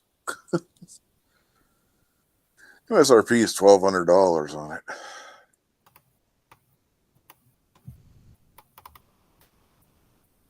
It's only available through Lipsy's.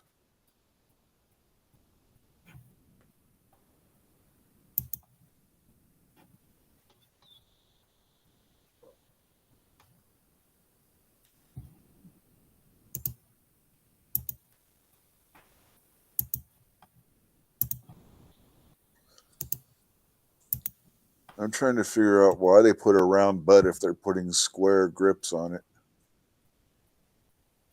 Put a round butt and then make it round to square on the grip.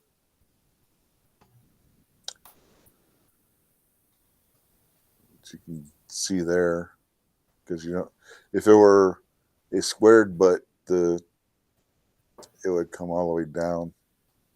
Then you'd have two pieces on the grip. But because of that being a round butt, you get that gap there. It's the same thing with my 629 though, so it doesn't bother me too much. If from the factory you're putting square grips on, just make it a square butt. It's also available in a 44 629 model.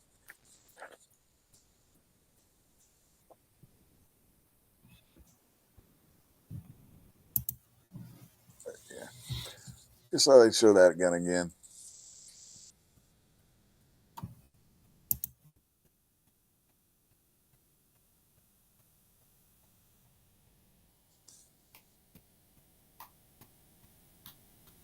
Jacob says it's 29 to 32 Chiefs. 2 minutes left. Who's got the ball?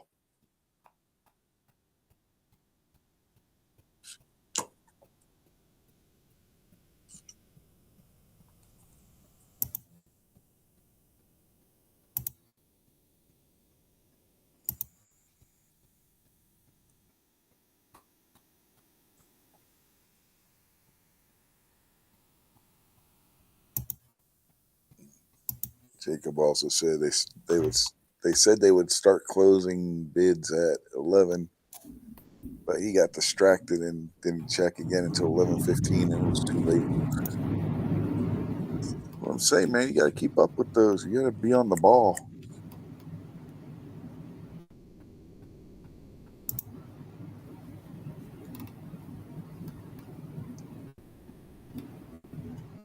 He hasn't answered who's got Chiefs ball. Oh, yeah, it's over. And that's Buffalo still has timeouts. Or if they get a turnover, which Buffalo doesn't have any timeouts, I don't think the Chiefs are going to do anything but take a knee anyway. They should be able to kill the clock if the Buffalo Bills have no timeouts left.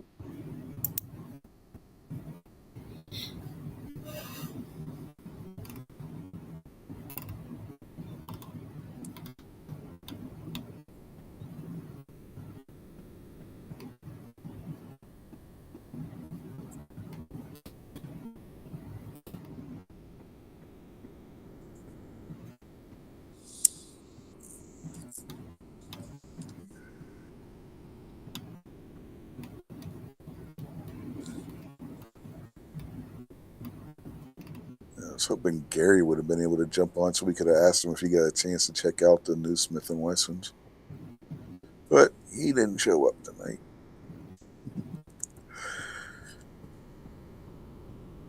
He might be tired from his long plane trip.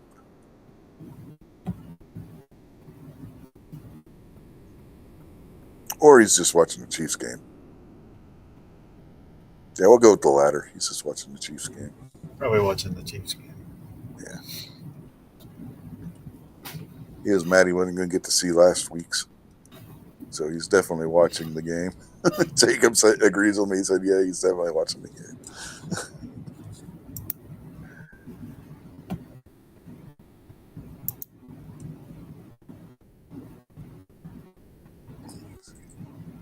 Probably still haven't had anybody say anything over on Rumble. Never do. People watch over there. They just don't say anything.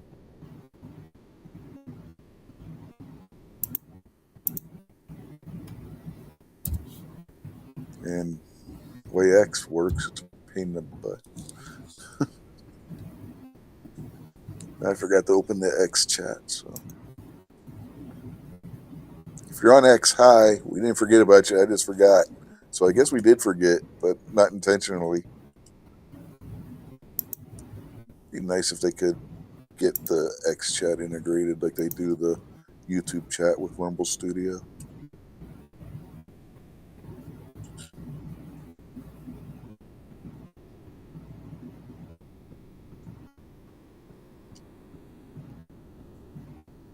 I noticed something too. When you're in the studio, it doesn't put the Rumble watermark up in the top left. But when you go on to watch the video after it's done, it's there. I'm guessing it's there for anybody that's watching too. When it's live.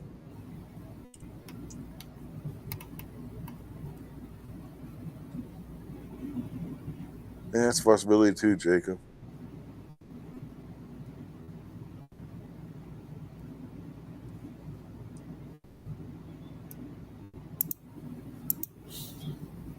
But I do know I get unique viewers over on Rumble from YouTube because some of the names that are subscribed to me over there, they're not very talkative. I think the only time I've really seen somebody post from Rumble was during the Christmas Eve episode. Kind of weirdos. See if that gets a look on it. Well, it says currently there's only one person over on Rumble. And if they're on Rumble and they must see what people or YouTube are saying, it's right there on the screen. That's something else I like. You can put the chat up there in the window itself. So if somebody wants to maximize their screen, they can still read what the chat's saying. Or not maximize, you know what I mean? Full screen mode or whatever.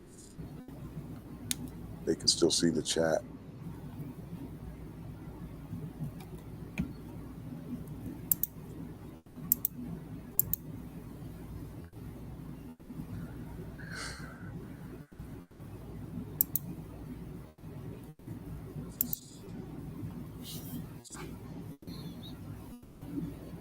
Now we got 15 minutes till we hit the 2-minute mark. All right, 2-minute mark. 15 minutes before we hit the 2 minute. It's been a long day.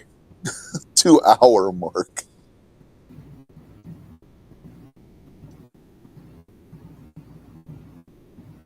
Yeah. Coop says StreamYard is not working well with Rumble these days. I refuse to continue paying Rumble's prices. I mean, not Rumble.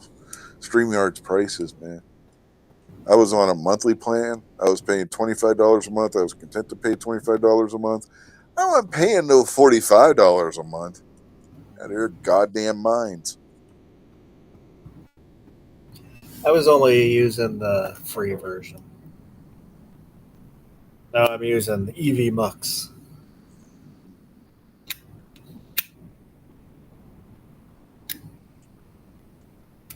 I was using the paid because then I could go put it on Rumble and X as well from there too. And you got a little better at other. Not you didn't have their watermarks. Their little silly duck guy and other stuff, and you could change your background, things like that.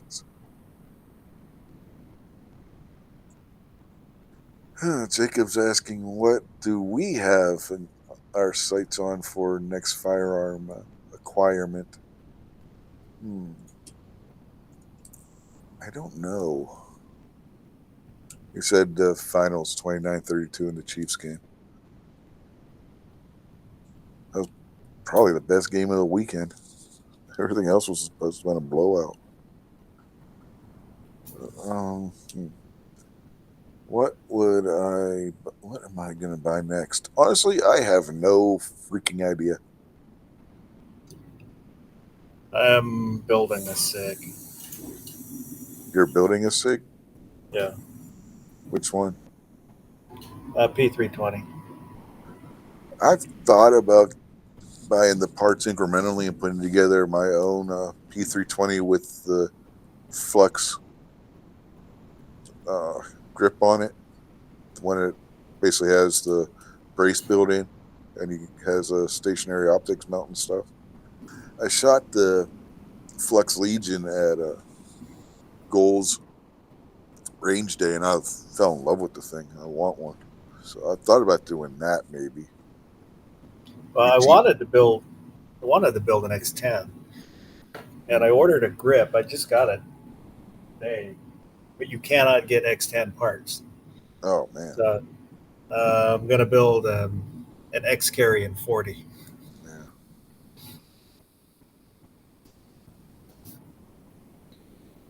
I'm thinking about putting the longer barrel on it if I do than what the Flex Legion has, because it's basically a PDW that you can carry in a holster. Is essentially what the Flex Legion is. Instead of doing the hell is size engine barrels on there? Is it a 4 or 5? I don't remember. But I thought about getting the long barreled version and putting like a 6 or 7 inch barrel on there. Even if it's got to be like a threaded barrel, I don't care. And putting the long slide and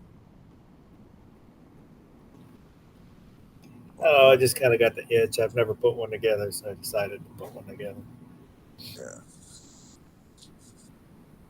Tell you what, it's not hard. Because I've taken my P365 apart, and it's the same principle.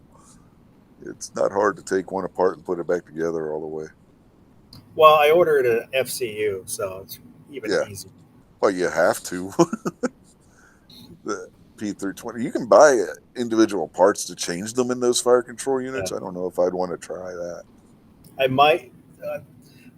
I got the gold colored just because that's what Mm-hmm. my local gun shop, that's what they had. But I wanted the black, so I might swap out the trigger. I don't know. We'll see. You can buy them with like the flat face triggers and stuff already. So Well, it's got the flat face trigger, but it's gold. you don't want That the gold triggers with it. Yeah, I'd rather have the black, but we'll see once I start buying more parts. We'll see. I'll figure it out.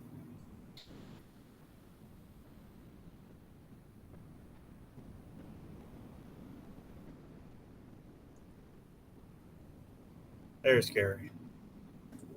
Yeah, there, Gary. First, of course, the first thing he says is Chiefs and Caps.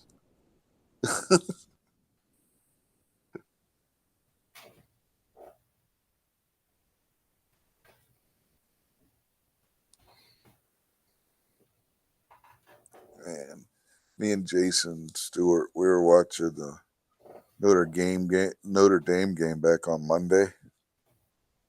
Yeah, we were texting back and forth, shit talking, and right before halftime, my fucking internet cuts out. Couldn't watch the rest of the fucking game.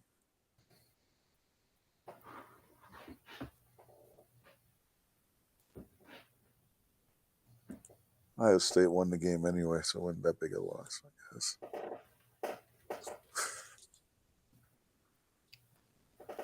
Yeah, Chris from the 740 was happy. Yeah, I bet he was.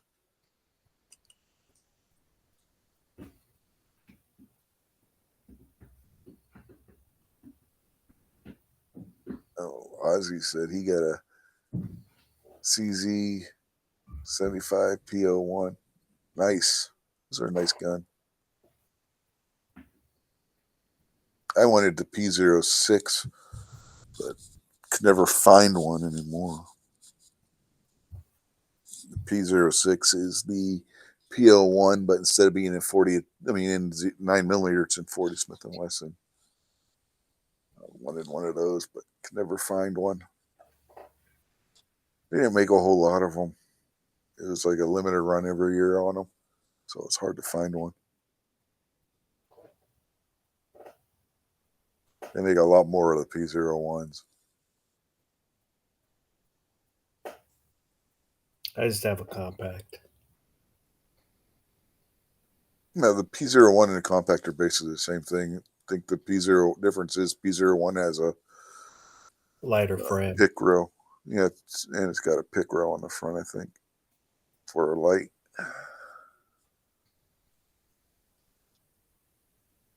Oh, I do really like it. It's a little heavy, but doesn't bother me. That's what I think. That's what when I traded in my Witness 10mm, the steel Witness. Mm-hmm. I think that's what I traded it for. Was that CZ? So you traded a CZ copy for an actual CZ. Yeah. The only CZ I got's the P10C, but damn, that thing's a nice shooter. I think that's the one I don't care for the P10. Really? Yeah, I think that's the one. I don't like the way it feels. To me, it feels like a Kel-Tec. I don't get that feeling from it. I'm feeling like a Kel-Tec. But mine's a special edition too, so maybe that has something to do with it. I might be thinking of a different model. It's, the P10's the hammer fire, or is the striker fired? At Thunder of the Prairie, I shot Wayward Son custom. He had one. I shot his.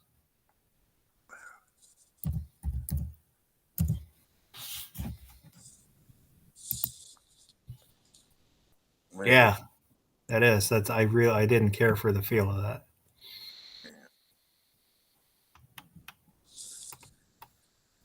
My son has a P75 BD Omega. That's I really wanted a BD, but they're expensive. His wasn't. He got it for under 600. Really? Yeah. Somebody on Gunbroker, some gun shop up in Maine, was selling them real cheap on there. I think he paid $575. Wow.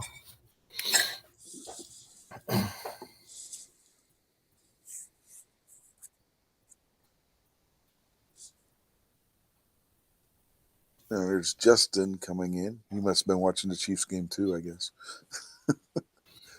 Coop says he's never had his hands on a CZ.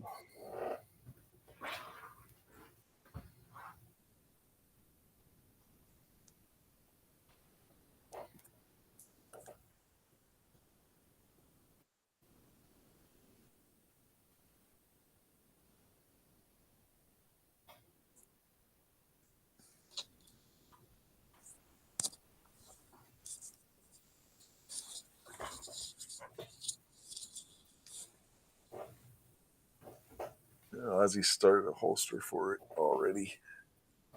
Yeah, it doesn't make sense to have a carry gun if you don't got a holster for it.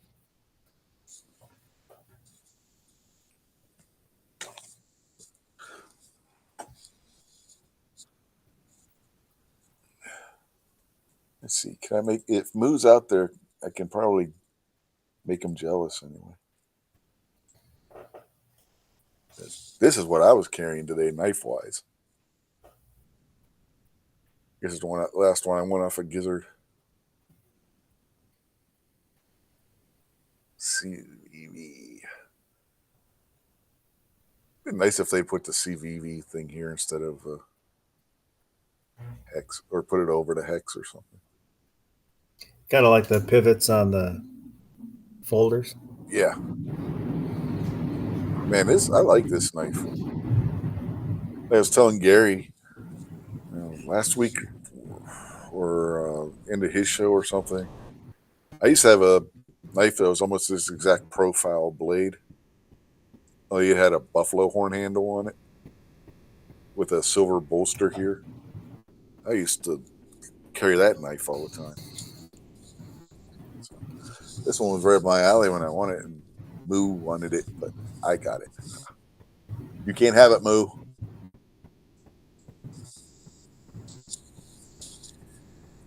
Moo's probably if Moo's after, he's probably like, right, fuck you.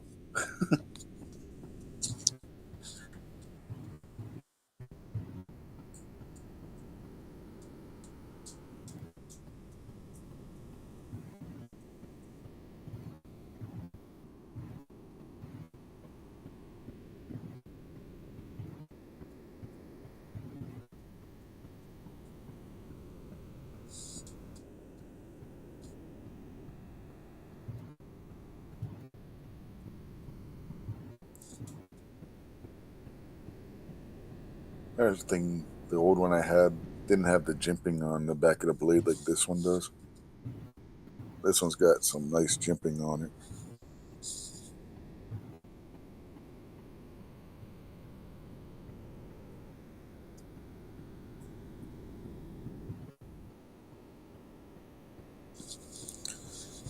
The old one I had with this profile, I used to use it for building models and all kinds of shit, man. That was my go-to knife. If I needed to grab a knife, that was the one I was grabbing.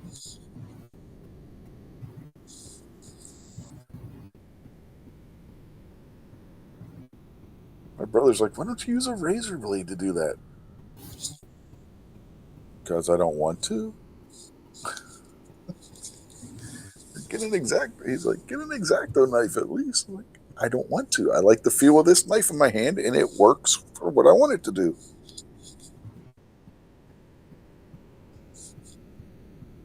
He's like, you go ahead with your razor blades and exacto knives for cutting off the pieces from the sprue. If I need something that small to do it, I'll do it. But for most part, I can get the pieces with this, and that's what I like using.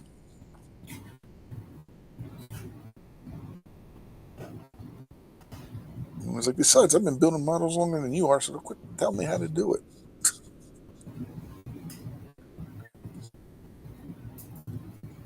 Little brother, thought you know more.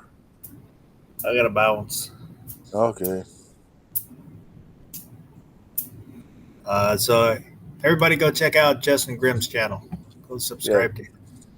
Flood him with love. Yeah, do that. Justin's a good guy. So I'm going to go say goodnight to my daughter. So I'll talk to you guys later. Later.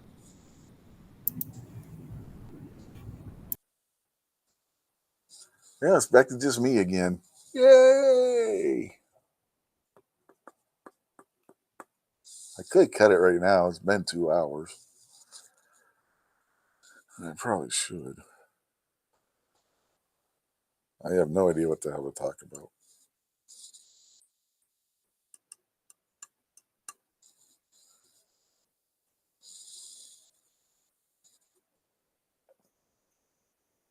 This knife did have a lanyard on it, but I took it off. I'm not a fan of lanyards on knives. Some people are. I'm not. I think they get in my way more often than usable.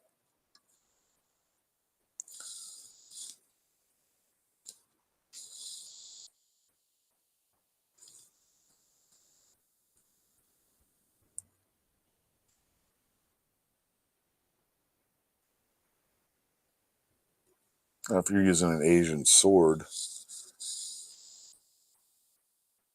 who was going to ask Gary? Was I going to ask Gary something? Was I?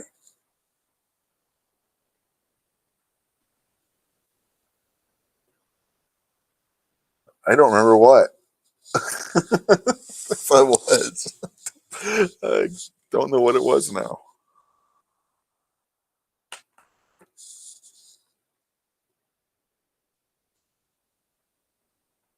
So, yeah, there's that. I honestly don't remember, Jacob.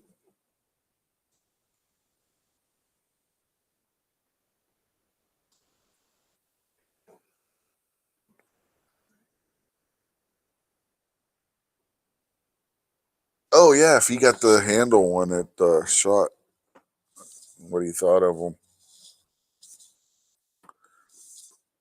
It's if he's still out there and didn't fall asleep. It's been a while since he said anything. Well, not a long while, but a little while. It's been almost 10 minutes since Gary said anything.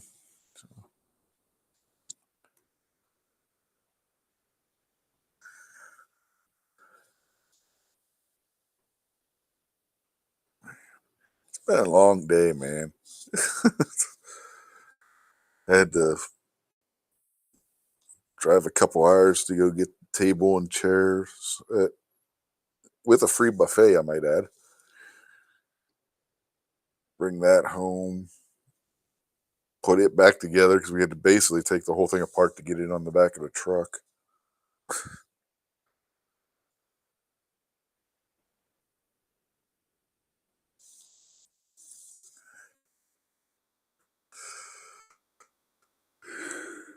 But we got it on there.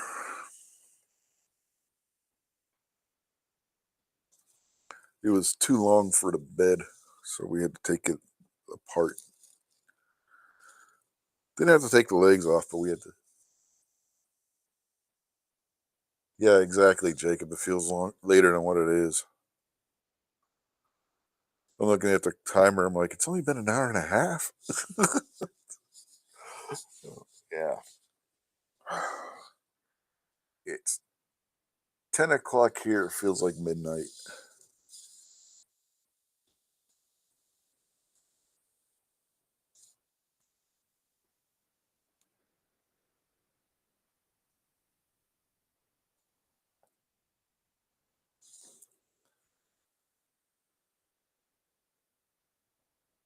We did have a good conversation on the silliness of modern day truck grills and front ends. Yeah. Well, it doesn't help, man. When we got back from the picking up the table and chairs, I get out of the truck. I got just had a massive headache at that point. I think it's from getting out of the truck into the cold, getting back into the truck in the heat, and then getting out of the truck and into the cold, going into a restaurant to get some eat, and back into the cold again, and just the constant change from cold to hot, cold to hot, cold to hot didn't help.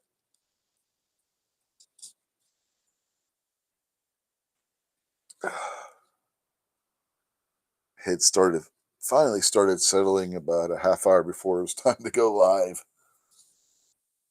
That's 7:30 Eastern. Like,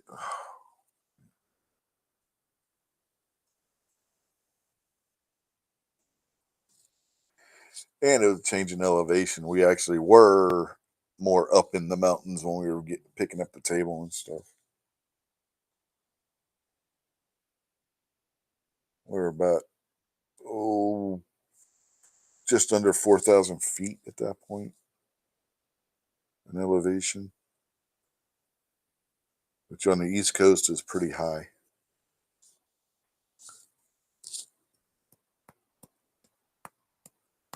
Oh yeah, we got ice and snow here. The snow is pretty much turned into ice.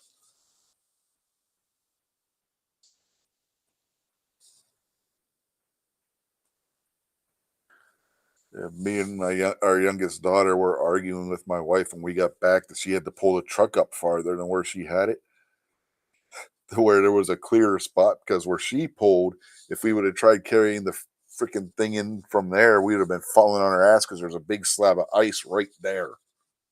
She's like, it's just snow. I'm like, no, that's ice. I might be able to do it because my shoes are made for walking across slick surfaces. You're not, and you're going to fall on your ass. That's what I told her. Pull the truck up farther where you cleared it more. And the whole time, my youngest daughters are, yep, it's good. You're going to fall down and get hurt, Mom. She's like, a lot of faith you guys have in me. And it's like, we know you. And of course, at that point, you just get the wife look. Like, I'm going to kill you.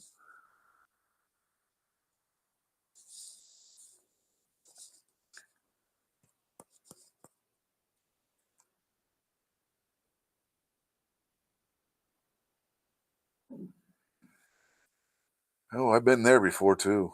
When way back when, I think it was 2012, when we had what they called the land hurricane come across the country from the Great Lakes. We almost had a tree land in our bathroom. So we were, and that's not to mention the other trees and branches that fell down. We had to cut all those up, and it was raining like hell that well, too that back then. So, yep, I definitely feel your pain there, buddy.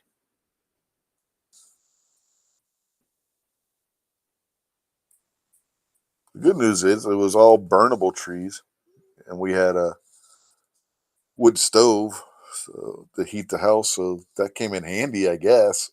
Just had to let the wood age.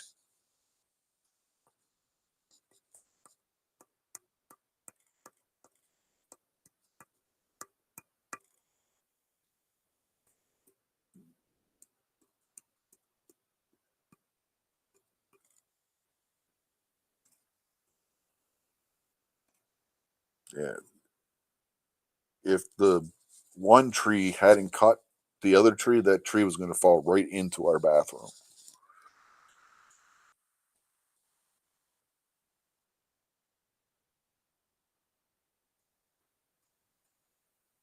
When the storm started, my son and I were outside just watching it just coming in, and the sky just going from a bright sunny day to darkness. It looked like, in the movies when they show evil coming into a town and you can just see the darkness coming.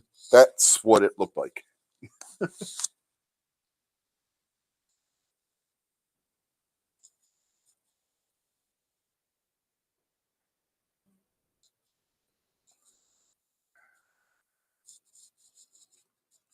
I will never forget the sight of that storm blowing in.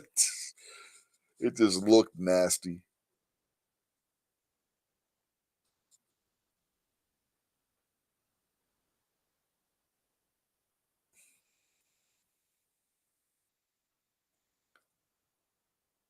They said it was the equivalent of a hurricane. It's 4 or 5 strength, somewhere in that range, with the winds and everything.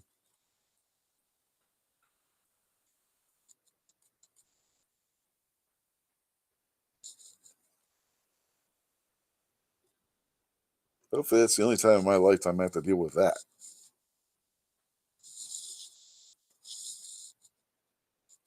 Oh, well, me and my son are outside watching the storm come in. My wife is at the door panicking. Get in here! You're gonna die! It's like, but it's cool and creepy looking.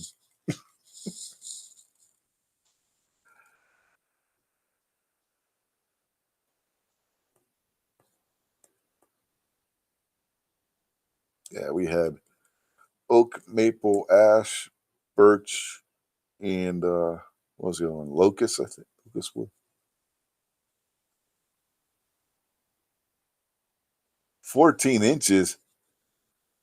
14 inches? That's nothing. We used to get that routinely in Pittsburgh. Lake effect snow coming down off of Erie. Most snow I've seen on the ground was 40 some inches in one snowfall during a blizzard. The snow was so deep. We walked out onto my mother's front porch, my brother and I, because we were gonna try shoveling some of it, and the snow level was above the stairs on the front porch. Looked like you could walk straight across the top of it. It was nasty.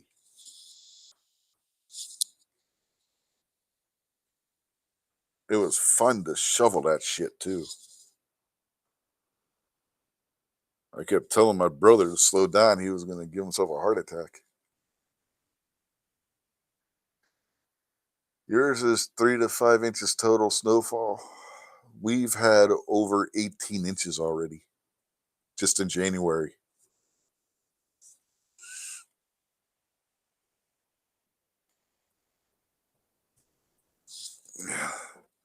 Where we went today, they had about 36 inches or so on the ground.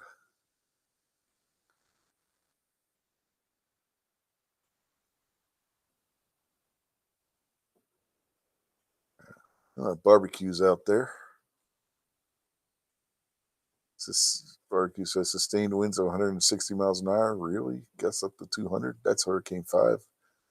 That's about what we hit with that storm back in 2012 that came down off the lakes, man. And that was in the summer. They called it a land hurricane, and they changed it to something else that I don't remember the name of. That storm was wicked.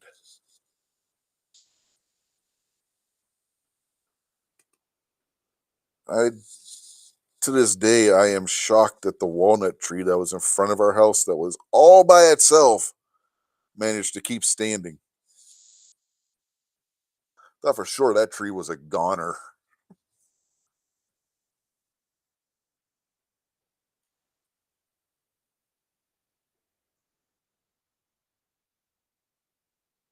That sounds like Washington D.C., Jacob. They get a powdering of snow, and you think it's the end of the world. Watching their news broadcast, it's funny.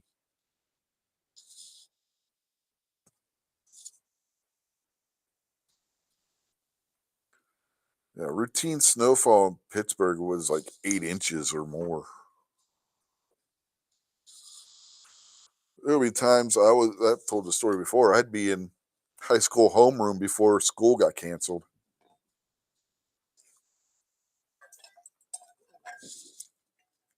High school started at 7:30.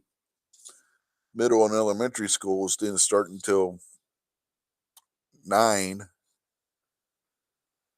and it seems like they always canceled based on the middle and elementary.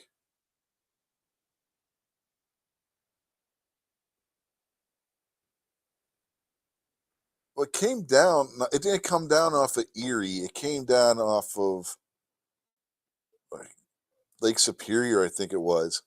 It cut down through Illinois and Indiana and came across. That storm was wicked nasty. So yeah, you might have missed it. It might have missed you.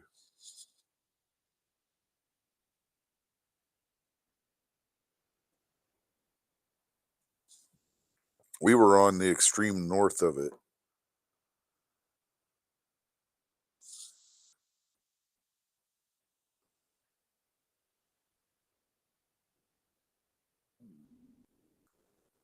Well, 2012, I was already in West Virginia, so we were more than 3 hours away from you at that point too.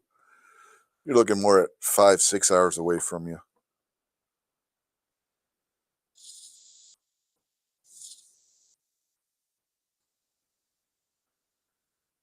This was like the year or the year after we had moved into her grandmother's house.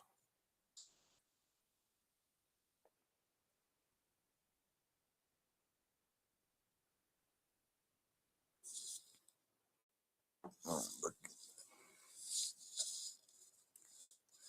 me see if I can find a story on that.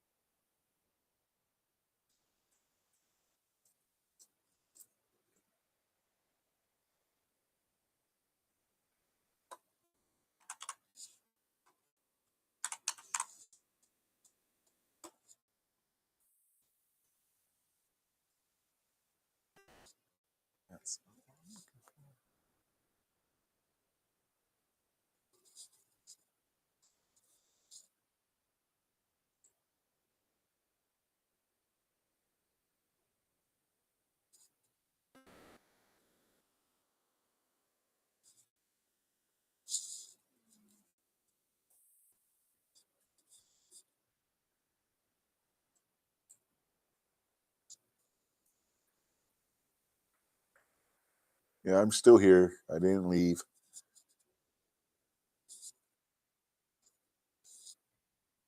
Okay, apparently the official name of these things is derecho.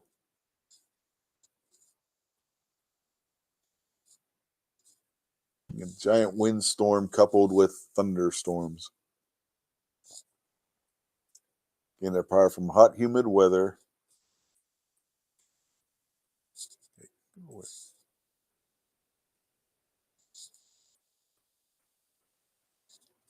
Okay, it started off. It started outside of Chicago, plowed south and hit Indiana, Ohio, Kentucky, West Virginia, Virginia, Maryland, the District of Columbia, and New Jersey.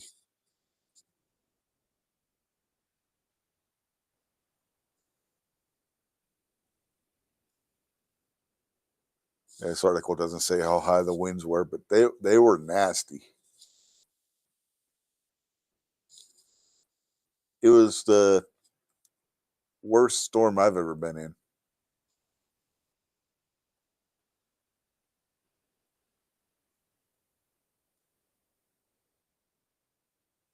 The article is from back on June 30th, 2012, from NPR.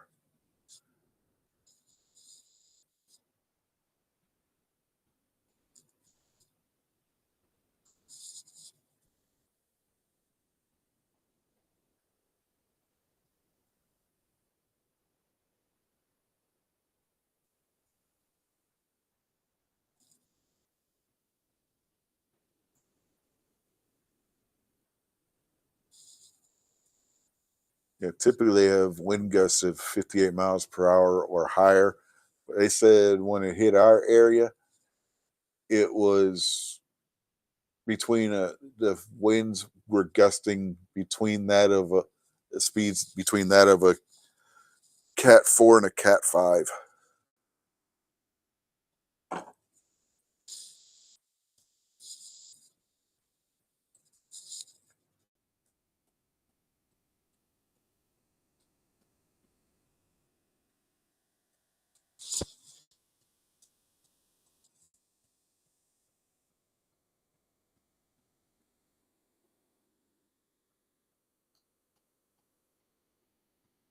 Yeah, Jacob says he doesn't see why they have to close when working class still drive to work. Yeah, 1 inch of snow, that's nothing. That's a dusting here. When I was a kid, school didn't close unless there was enough snow on the road where nobody could get anywhere. Basically, is how that worked. We got we had snow, 6 inches of snow, and we had school still.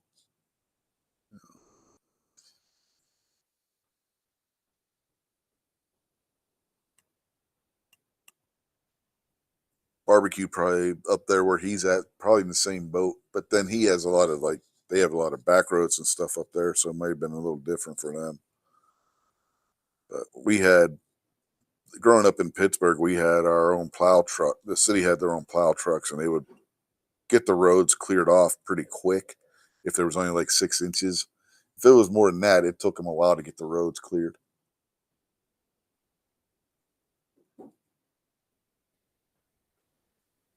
Well, according to the what I was just reading, you could get those land hurricanes there. In fact, you have because the one in 2012 hit in Indiana. You might just be too young to remember, or it didn't hit your area in Indiana. It seems like it went from Chicago down through Illinois and Indiana, and then turned east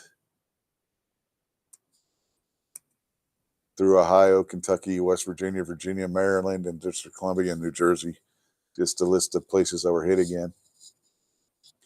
Yeah. Several of the states declared states of emergency, and President Obama signed a disaster declaration for West Virginia. So I'm guessing we were the state that was worst hit by it.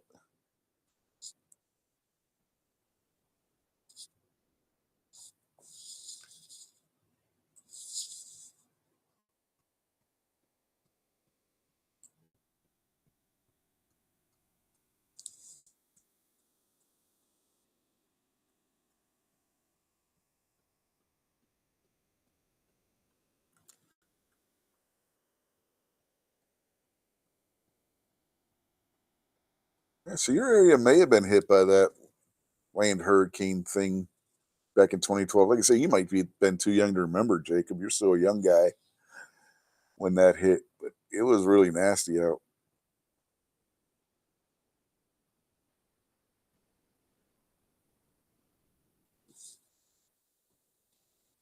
Yeah, those hurricanes a couple years ago. That was kind of bad too. Tornado, not hurricane. Yeah, those tornadoes were bad.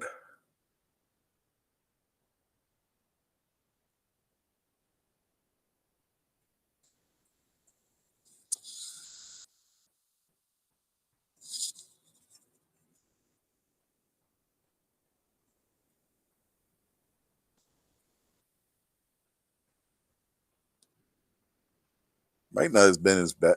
From what I was reading, we were the only state that was declared a disaster area. So you may not have got.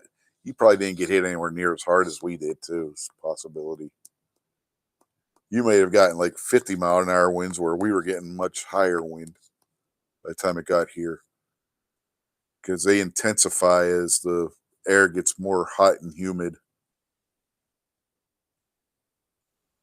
So there's a good possibility that they got stronger as it was coming this way.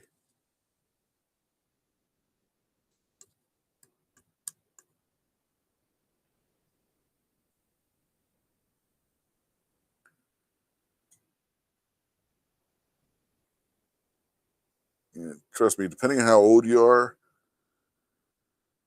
if it was as strong as it was when it hit here, you'd have remembered it. Believe me.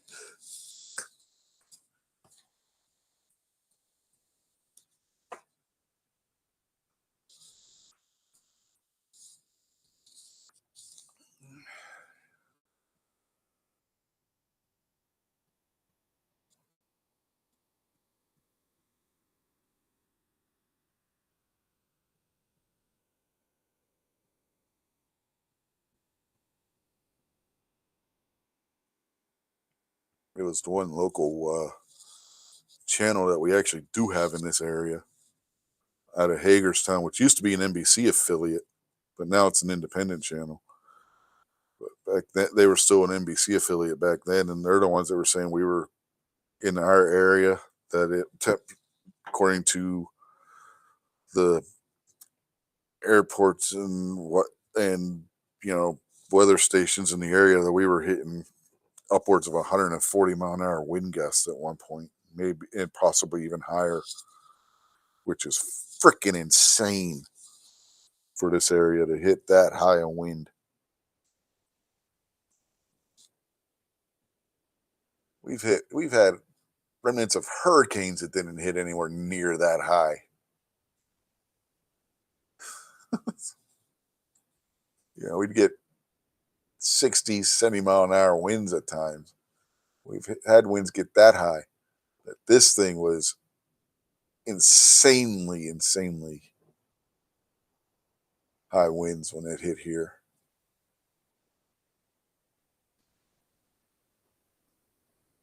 This storm had knocked down air, or was knocking down buildings. Somebody my wife knows had their house knocked down. There were multiple barns that were knocked down. Roofs torn off of like steel buildings and stuff. It was crazy. You're driving down the road and there would be just debris everywhere.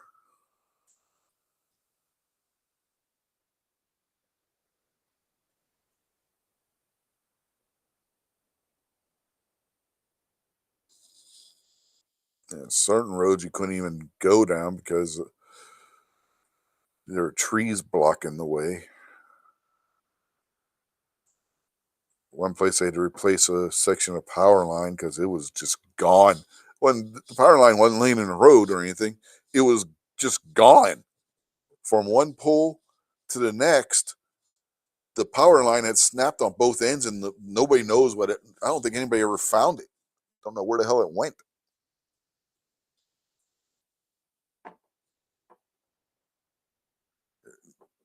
A lot of those had to be replaced. The power poles themselves had to be replaced because they were all knocked halfway to hell and back. I mean,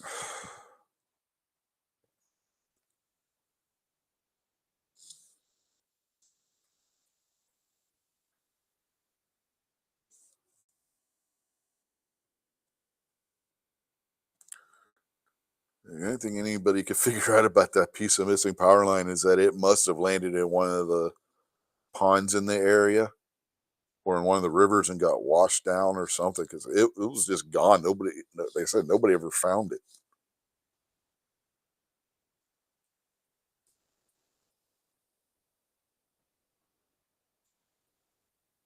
That that area down there, there's all kinds of little ponds. Some almost as big enough to where you could call them a lake if you wanted to. If they got in one of those and sunk to the bottom, you weren't ever going to find it.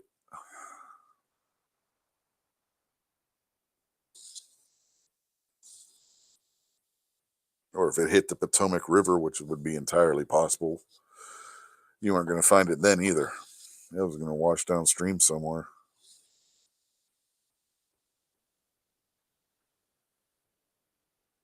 You know, they put new power lines up, but the problem with power lines is there's only so much strength you can put into them by their nature because the more sturdy you make them, the heavier they get, and that can cause a whole other issue. Yeah, they had to restring power line. They had to put up new poles. I mean, it was a mess in our area that year, for the rest of that year. I don't think they got everything completely back to normal until a year later in 2013. Some people, their houses had to be torn down because how bad condition they were in, and have new houses built. Especially if you were out in them like a farmhouse or something. Some of those got really tore up because they weren't built to deal with these kinds of storm force winds and stuff. They,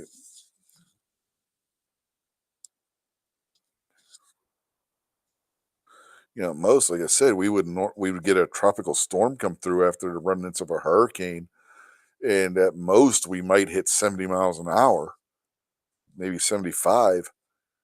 This storm was twice that on wind speeds, again, if not more.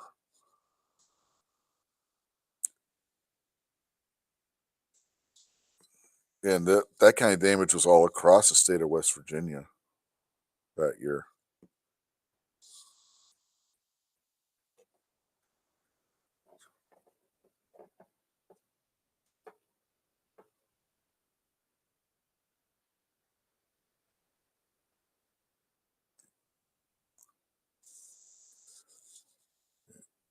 The house we were living in, my wife's grandmother's old house, was a old school house. It wasn't one of these newer houses that built out of the flimsier materials or whatnot. It was essentially a log cabin that had a second floor built onto it. It was all built like you had one room, main room, and then the rest were all like add-ons to the house over the years. And that house was sturdy. And that wind made it feel like it was going to fall over. The house was shaking like crazy all that night and into the next morning. I mean, it was bad. Torrential downpours and lightning strikes didn't help matters. And it was the perfect storm to hit that area at that time. Yeah, it was crazy. We weren't used to that kind of shit. Snow and shit like that, we're used to that. A hurricane force storm, we ain't used to that.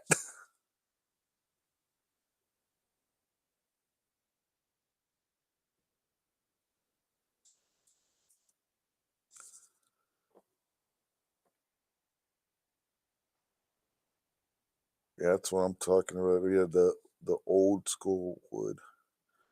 Like we had a wood floor, right? And it wasn't like thin little pieces of wood that you would see now, or wood put over top of the wood laminate stuff put over top of a sheet piece of sheet wood. These were full 2x4s that made up the floor.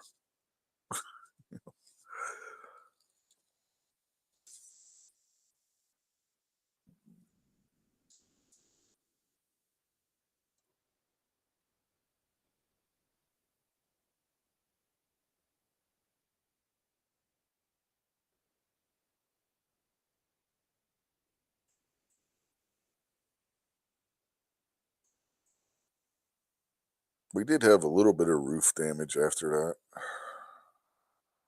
started not long before we moved. It started leaking in my son's bedroom, and had somebody come look at it. They said they think, yeah, that might have been messed up as long ago as what the storm was. So,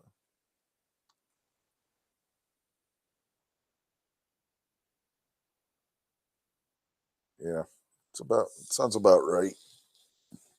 Jacob, there on your way your floor set up.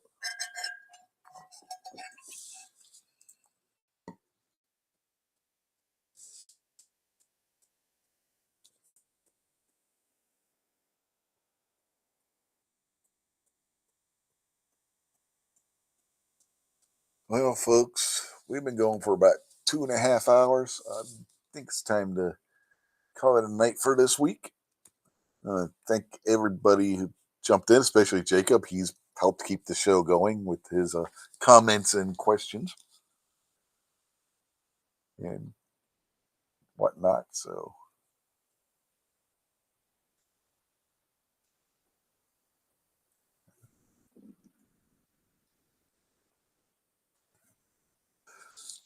and on that note, we will bid you all good night for tonight.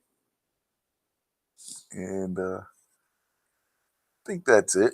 I don't think I got anything else to. Well, hopefully, I'll get the first of the two videos I've been meaning to do done this week, and possibly the second as well. There won't be a show next week because we're going to be getting ready to hit the road to go up to Harrisburg for the Great American Outdoor Show. And we'll see you back in 2 weeks, hopefully. Until then, y'all have a good night, and we'll catch y'all later. Have a good night, folks.